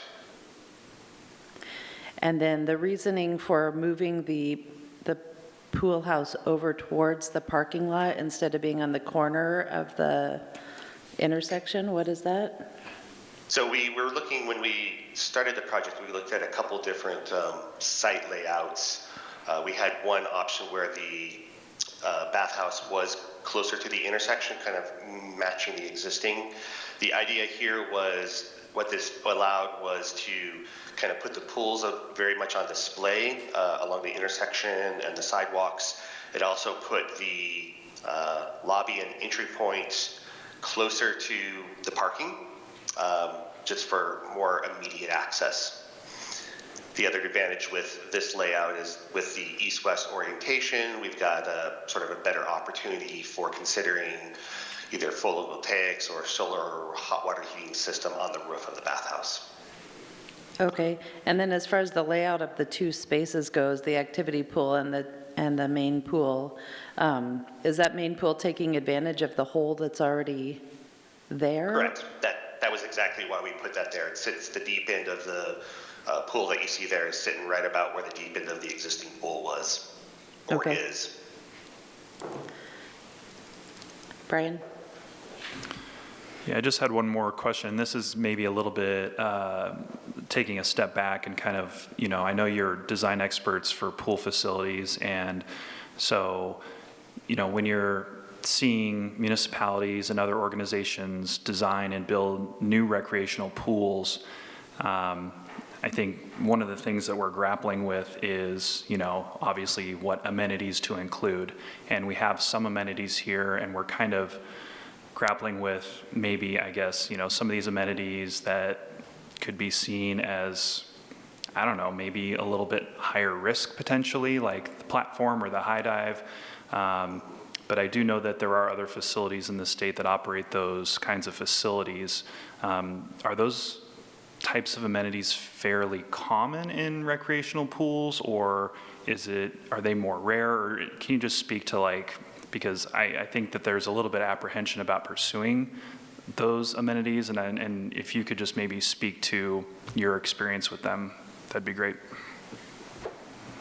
Justin, can you take that particular question? Yeah, I'd be happy to. So I think in general, there's been a move over the last decade to do more high-risk amenities, more high-thrill amenities, in a way that can be iterative and thoughtful. So we provide that thrill with minimizing the risk. One example of that would be looking at the 3-meter board that's on the screen now. We put a surface called Life Floor underneath the 3-meter ladder, so that if someone were to fall, they would have a dry playground, concussion attenuation surfacing that's ASTM certified. When we do platforms now, like the concrete platforms, and you can see it's a little bit more gradual of a climb. It's more like ship's ladder in the picture, but we're doing staircases now in most of those instead of ladders to again reduce risk. The goal of the Modern Aquatic Center is truly to provide a place where everyone can come and play, regardless of their age, ability, comfort level of water, to provide something for everyone in the entire family generation, all walks of life. And so one of the hardest groups to entertain, of course, is those, late single-digit preteens and the teenage years. And if we can provide something as simple as a 10-foot tall thing they can jump off of, they're going to be much more inclined to come back again and again. So to answer your question directly, there are a lot of facilities in Oregon that have these. For areas that are more risk averse for whatever reason, could be the operator YMCA saying, we just don't do that at our facilities. Then you look at those moving water, the lazy river, the vortex, those sort of things, to again just provide something else that people can do other than jump in and out of a pool or some laps. Great, thank you for that insight. With regards to something like the Vortex pool, are you imagining that would be attached to the activity pool? Yeah, our thought process, I don't want to speak for Scott, of course, but our thought process is typically they're part of that activity pool, part of the multi-purpose pool. They can be used for therapy purposes in addition to recreational purposes. So, walk against the current or swim against the current. And then you can turn them on and off, so they're a great small group space when you have a specific class that doesn't require current. I would agree with exactly everything Justin just said.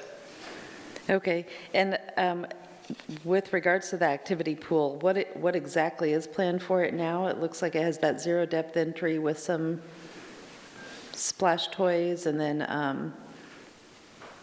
a slide. Pull up a little larger slam there. So yes, we have a slide, so a staircase up to a flume slide that would drop you down into that 42-inch deep water basin here. What I've seen in these sorts of areas here is it could be set up for multiple activities such as water basketball or swim lessons. And then again, we've got a collection of some sort of water toys. The selection hasn't been finalized yet. That's another discussion amongst us. But things with buckets or geysers or elements that kids can even interact with in terms of turning on and off the volume of water. And then the other pool is sketched to be more of a basic pool, but some of these things like a diving platform or a drop slide could be added on? Correct. It would be on that lap pool where you probably see something like the drop slide or dive boards like the one we showed here in these initial renderings, or the high dive board or platforms. Is there any information that you're aware of about, from other pools about kind of what percentage of use each of these types of pools would get? Like whether most of the people play at one or the other?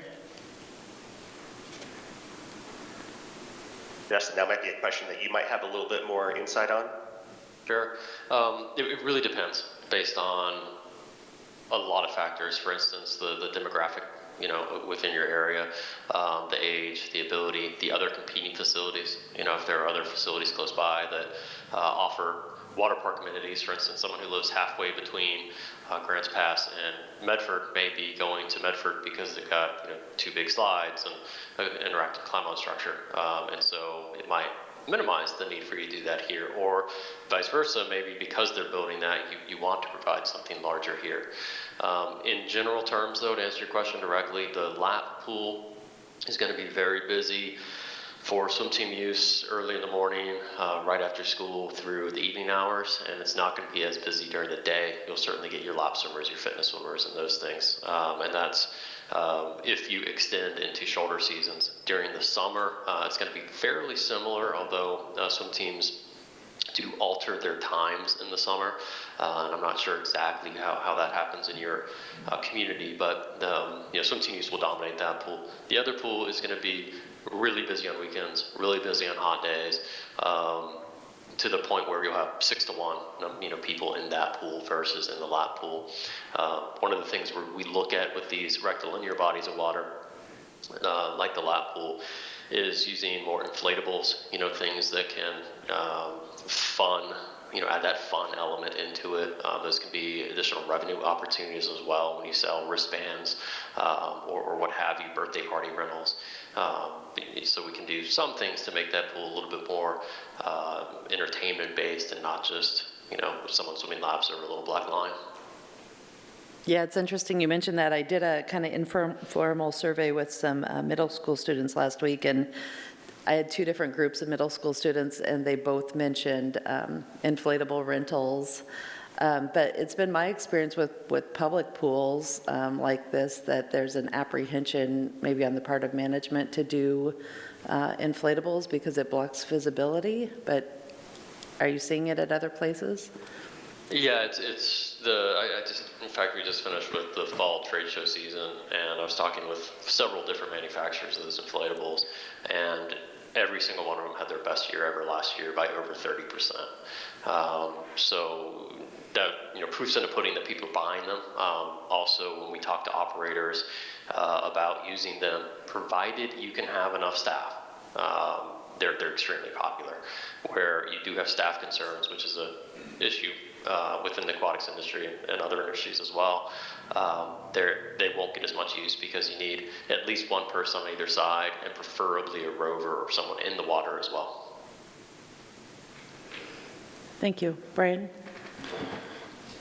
Yeah, I wanted to, float an idea that actually was brought to me from Counselor Pell, who I think heard from maybe some of those same middle schoolers. And the idea was having the potential for some sort of half-court basketball court outside of the pool, but inside the fence line of the pool, with the idea that there would be, more engagement, and you would get more kids staying there longer because they could get out and play basketball and get all hot and then go play in the pool and kind of go back and forth. Have you seen anything like that, or have you worked with any facilities that have anything like that? Can we take that, Scott? Yeah, please. Yeah, we've seen a lot of those dry amenities as resort-style amenities, that you would see at, take the family down to Mexico, wherever, where they've got a lot of different things going on, then you just walk back and forth to the pool.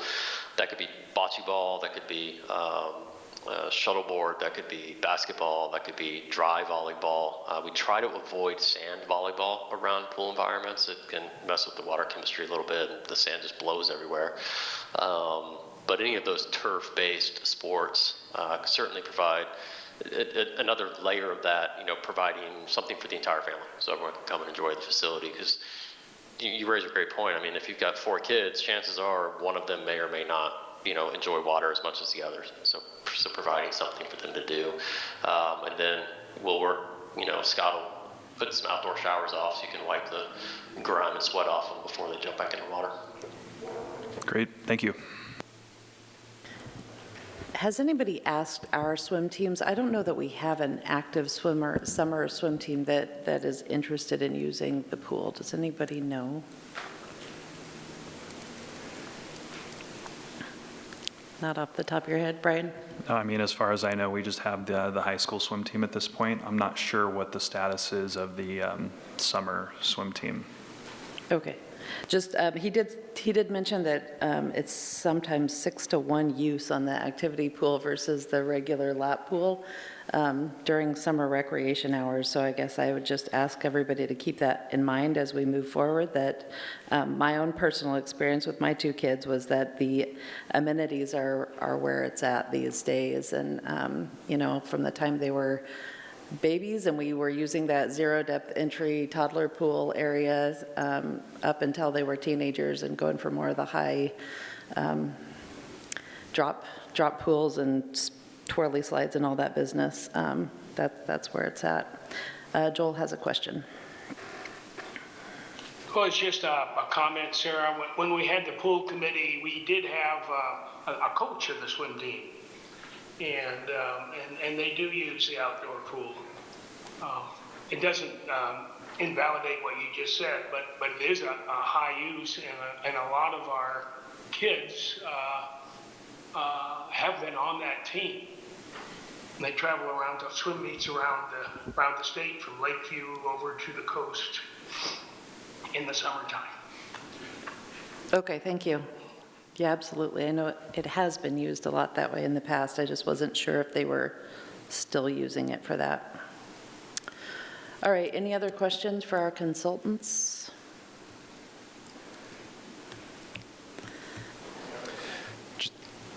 Vanessa. It's not in relation to amenities. It's kind of changing gears, but we had a discussion recently, Councilor DeLaGrange and I, and a concerned constituent and Aaron, about the heating system for the pool. And I don't know if this is the appropriate time to talk about that, but I did want to ask if there was any consideration to a solar thermal heating system versus utilizing natural gas outright, and what the cost benefit long-term may be for that.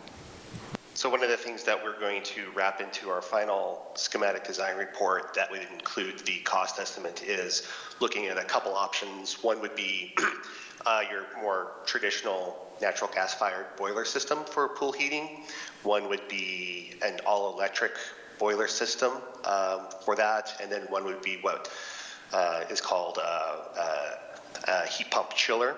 So it's a little bit more high-end, more energy efficient, all-electric system. So we've got recommendations on models and sizing from our mechanical engineers, and we'll give that to the cost estimator and have those as sort of like alternate pricing options for you to consider.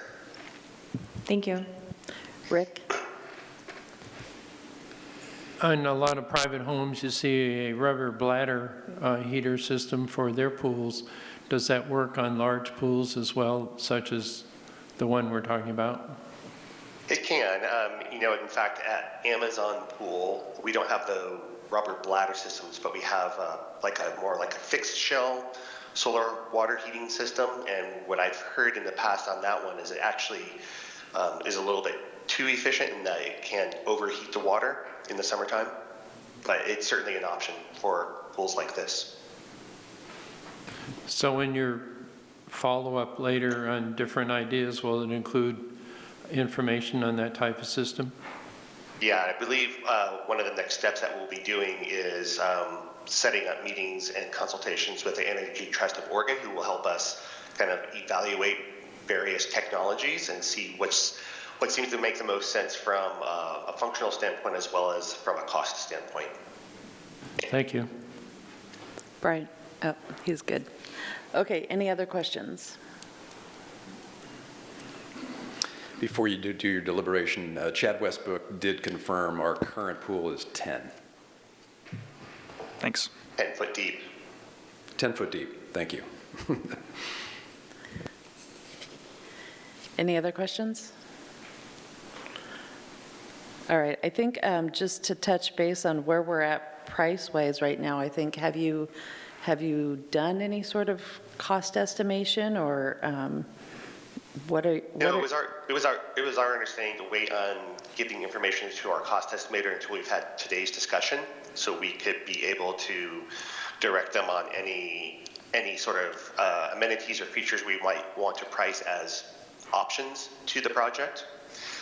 He's ready to go. I let him know that we were having this meeting today, and assuming we can, we make some sort of decision, he's ready to start working on it this week, next week. Okay, so we don't have a base price to know where we're at with regards to these extra amenities. Right. Okay. Rob? So to more clear, and I don't know if this was Sarah's question, but it's my question.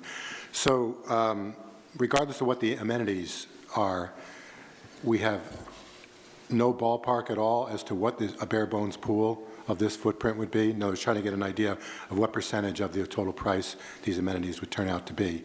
A ballpark of what a bare bones pool would be with essentially none of the amenities. Do we have a figure? When we were working on over the last couple of weeks trying to put together scope of work for the next stage of design and trying to figure out fees for our consultants and that sort of thing, Carl Sherwood and I did do some back of the napkin sketch estimating based upon a couple other projects we did about 10 years ago that were similar in scope to what you see on the screen right now, meaning bathhouse of about that size, same sort of size pool, body waters, and trying to adjust as best we could for inflation over that last 10 years. We were coming up with about $6.5 million for a construction cost. Thank you.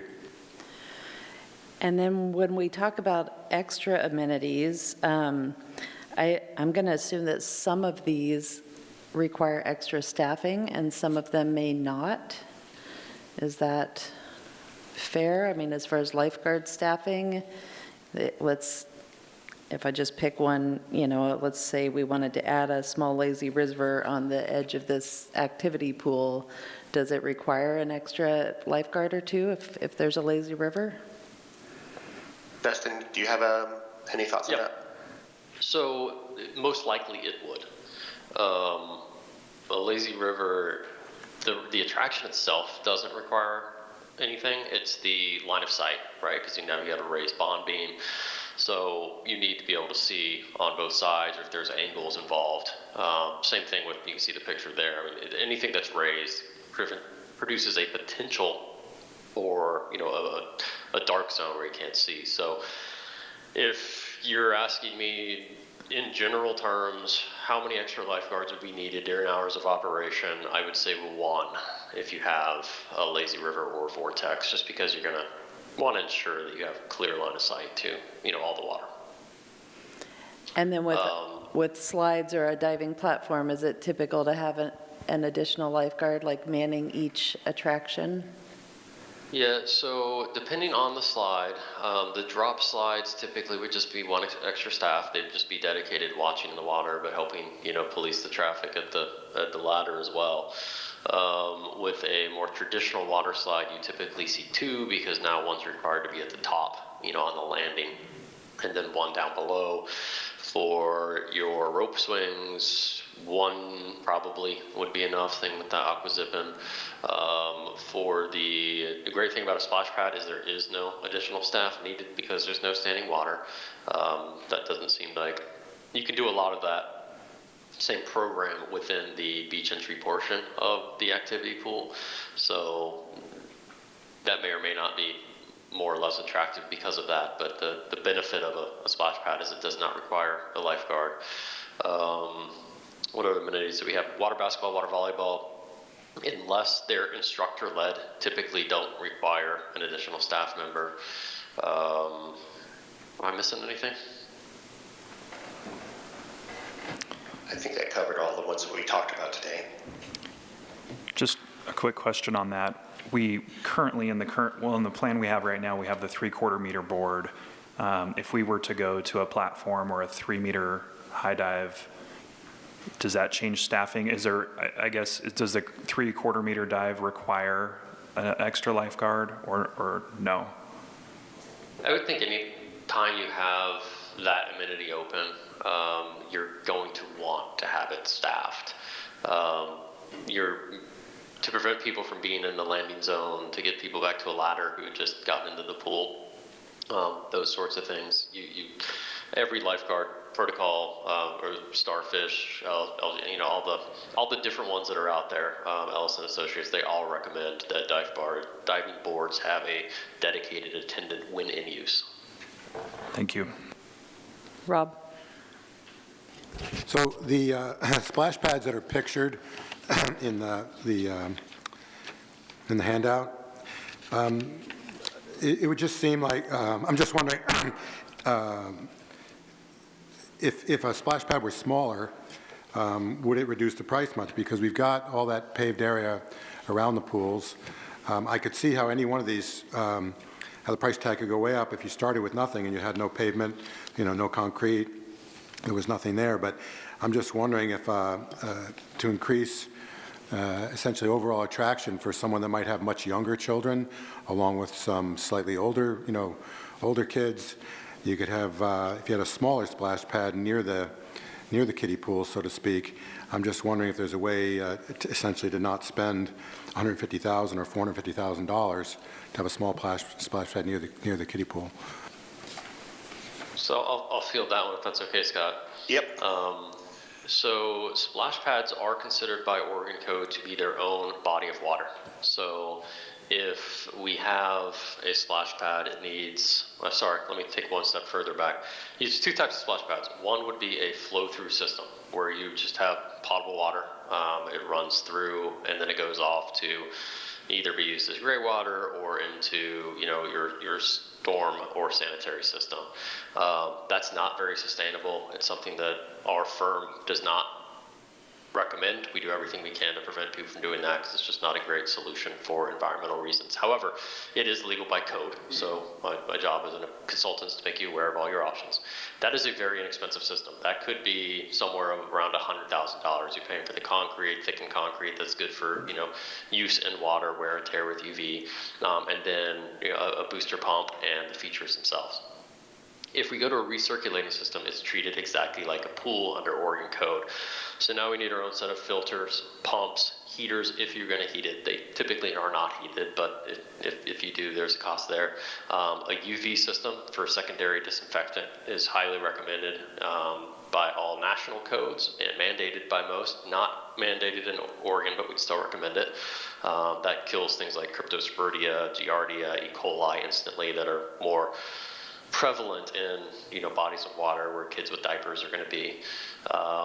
Anyway, so you can start to see how those costs go. We also are required to have a 4,000 gallons, so a small hot tub balance tank where the balancing of your water happens and occurs. So when we're talking about the actual cost of a splash pad, size isn't really a determining factor. It's much more so in the equipment that's just a sunk cost on an 800 square foot splash pad or a 3,000 square foot splash pad. And that's where those, $350,000 to $400,000 for fairly bland splash pads, start to add up. All right, thank you. Do we have any other questions?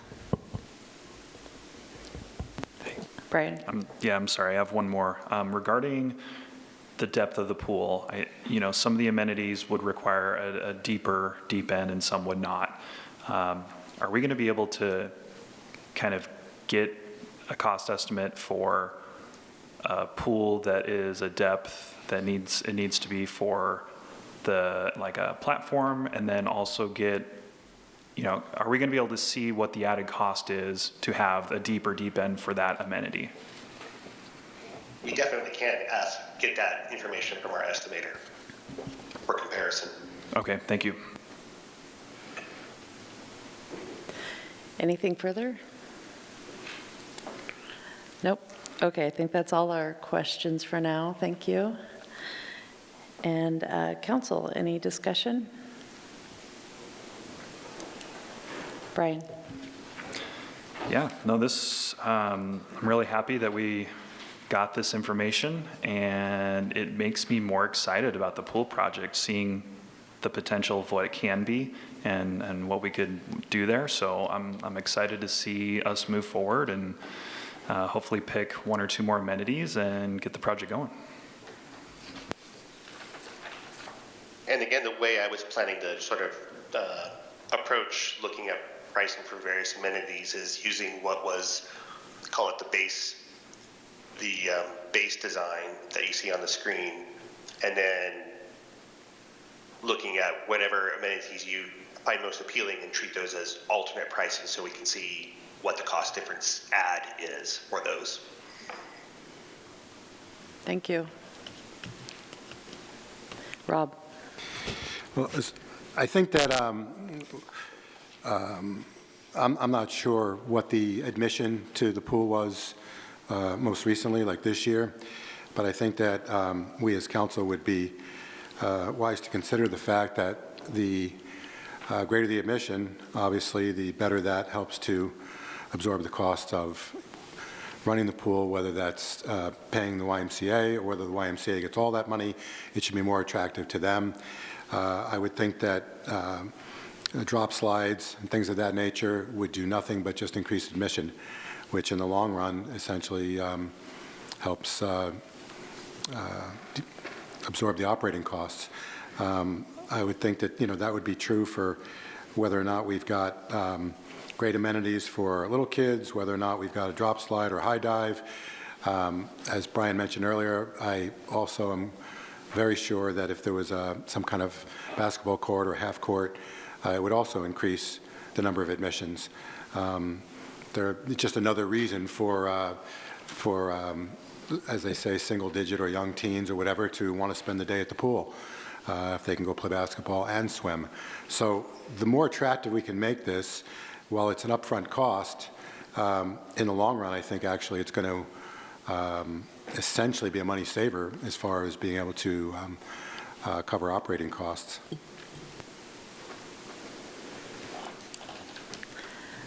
Other feedback?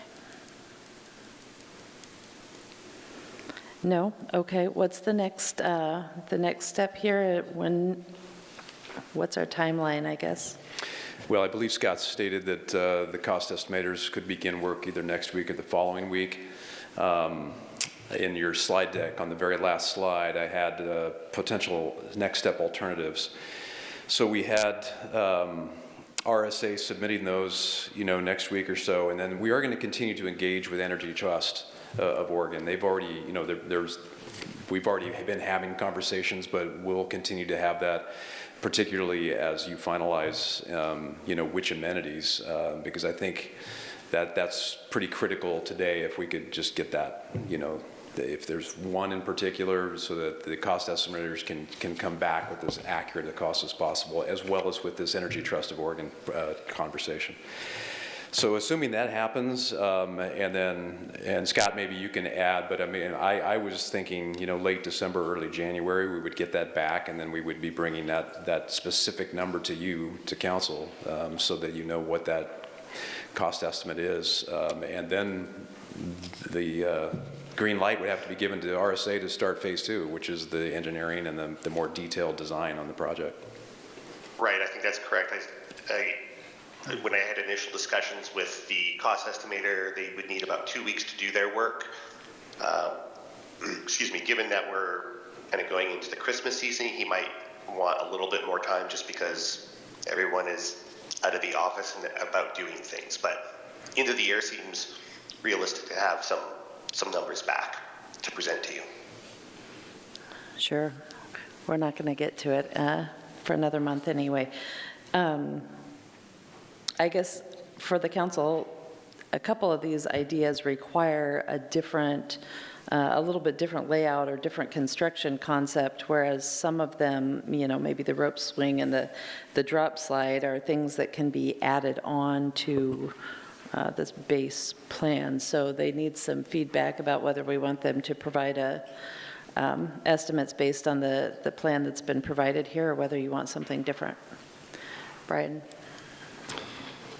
Well, I don't know if this is what they're asking for, but I think from what I've seen at different pools and my experiences with what is, I guess, popular with people that go to municipal pools is some sort of something that is high to jump off of, whether it's a high dive or a platform. Personally, my experience at the Amazon pool, the jumping platform was just as popular as the water slide, and those were probably the two most popular amenities.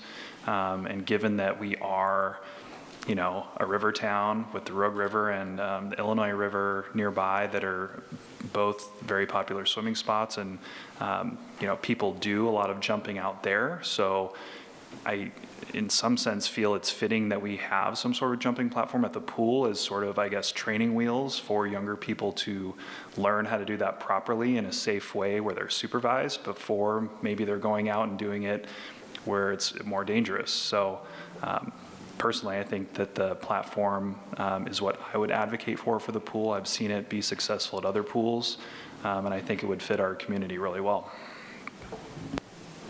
Rob? I would basically agree with Brian. I'd like to actually maybe know from the pool experts. To me, it would seem as though a platform would inherently be somewhat safer than actually a diving board, a high diving board from the same height, because it would seem as though very uninitiated first-timers would have much less chance of potentially hurting themselves going off a platform.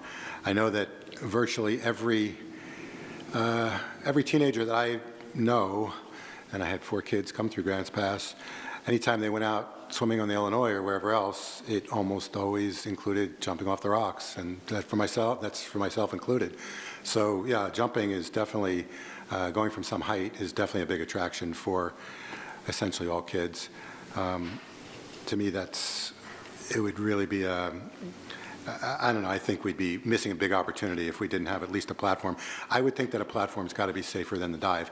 I was very, I liked hearing today that they're using materials underneath the platforms of the dive that are a little softer to land on if someone were to fall off a step or a ladder or whatever, kind of a non-concussive playground type of material. That makes a lot of sense also, and I was happy to hear that. But do we have any data, or we have any sense of which one of those two things, whether it's a diving board or a dive platform, would inherently be safer or have less liability? I don't have any data, unfortunately. I can't say from I share your thoughts, I guess is a good way to say that. We can, with a platform, we can put a rail all the way around it on 3 sides. We can have a stair instead of a ladder that leads up to it. Another benefit of a platform is, I don't know if ROTC training is a thing there, but that certainly is a requirement for ROTC training. We could put a rope swing on the bottom of it. I mean, there's a lot of different things you can do when you start to talk about a platform that can add some excitement and some versatility. Any other comments? We have 2 people interested in a platform. Vanessa's interested also. Okay, DJ's interested. Yeah, I guess DJ's interested. We're interested in getting a price then for what it would cost to add a platform and the extra depth that might be required for that. Okay. And then it sounds like a couple of these things we could probably add on at some point, even several years down the road if we wanted to. If it's built in a way that allows some space, right, for additional slides or the splash pad, just making sure that we have space available in the fence line. Rob? I'm also very interested in a drop slide for the deep pool, and did they also mention a more gentle slide for the kiddie pool? Did they also mention that earlier? Because I'd be We do have kind of as our base, for our base scope of work, a slide that goes into the shallow water activity pool. Okay, so that's included in the base scope. That would be in the base scope, yes. Okay, great. A couple of things that didn't get mentioned here, but I guess artistically or aesthetically, the kids that I spoke with last week did mention the idea of having some sort of design in the bottom of the pool that says like "We Are GP" or something that, you know, is kind of makes it visually fun. And I've also heard a suggestion of playing on the cave theme and maybe even having the platform or something look like a rock wall. So might be something to consider, having a little fun with the look of things. And Okay. a sign that says "No climbing on the rock wall." That's right. Anyway, just something to think about. Yeah. Mayor, Brian? I just maybe would mention one more thing regarding a dry amenity like a half-court basketball court. If, you know, if in their work they, you know, might be able to identify one or two spots or even just one spot where something like that could potentially go. I know it's kind of a tight site, so if they feel that there's a spot that it could go, that'd be great. And if they feel that it's too tight and there's no room, it'd be nice to know that as well. We can certainly, in our final schematic design report, update the site plan to show locations for options of that sort.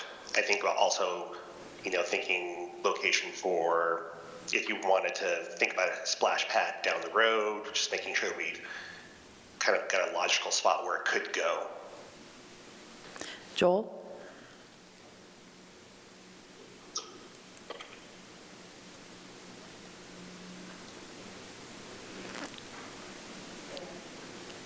Joel, can you hear us? I'm fine. Go ahead. Okay. All right. Okay, well, that sounds good. Do our designers, do you have any further questions for the council? No, what I heard today is definitely having, as a price out alternate, a dive platform and perhaps a drop slide as a second option to price out. Include in the pricing, or at least identified in the site plan, the dry amenities, the half court basketball court, at least in terms of how it influences our final design report and pricing. Okay, terrific, thank you. Anything else, Aaron? Okay, I think we are good then on that one. Thanks for being with us today. And next up is agenda review. Thank you, everyone, and sorry again for the mix-up on my technology. No problem. All right, we have a meeting coming up Wednesday evening with public hearings on the CDBG Year 3 CAPER approval, a resolution on the citizen participation plan, also for the CDBG, an ordinance that would amend the zoning map, an ordinance that would change Development Code Article 7 regarding UAPC membership, ordinance on the comprehensive plan, Element 7 for Parks and Recreation Comprehensive Plan. Council action items are an annexation for the Lazitz Estates subdivision and ordinance that would create a reimbursement district for the, an amendment for the reimbursement district municipal code. Then the consent calendar has a resolution that would award the library sewer project, a resolution to amend the comprehensive fee schedule, a motion that would acknowledge the monthly investment report, and a resolution to purchase Motorola radios. And then our next council workshop and the last meeting we have planned for December is going to be hearing the results from the Public Safety Funding Survey, which wraps up today. If anybody hasn't filled out that survey yet and would like to, it's on the city's website.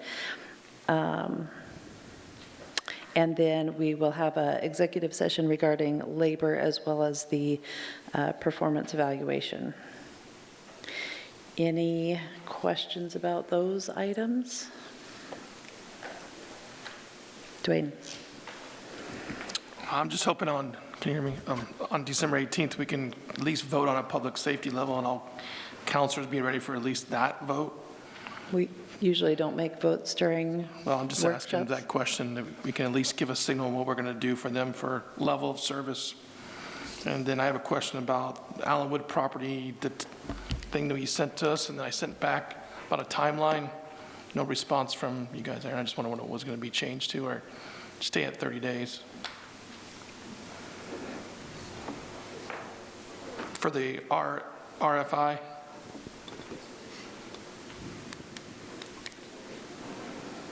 Well, we can expand, we can extend the date. We can issue an extension of the date if that's deemed, if you've heard that that may be appropriate. Well, the people I've talked to said 30 days is not even close to enough time to get something together to the city, so. Certainly, we can do an amendment to that and send it out with 45 or even 60 days to provide a response back. I would, at least 60 or 90 days would be the best from what I'm hearing. Sure, we'll do that. With regards to the December 18th workshop, we will be discussing public safety funding, and then we have it slated again to come up on January 8th. So I'm not sure what you can expect in terms of feedback or decisions, Councilor Younger, but it's on the agenda. All right. Any other items that anybody wants to get on the agenda coming up?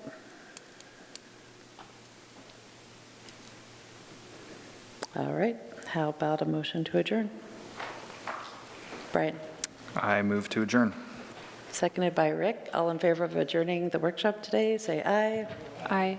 Any opposed? All right, see you Wednesday.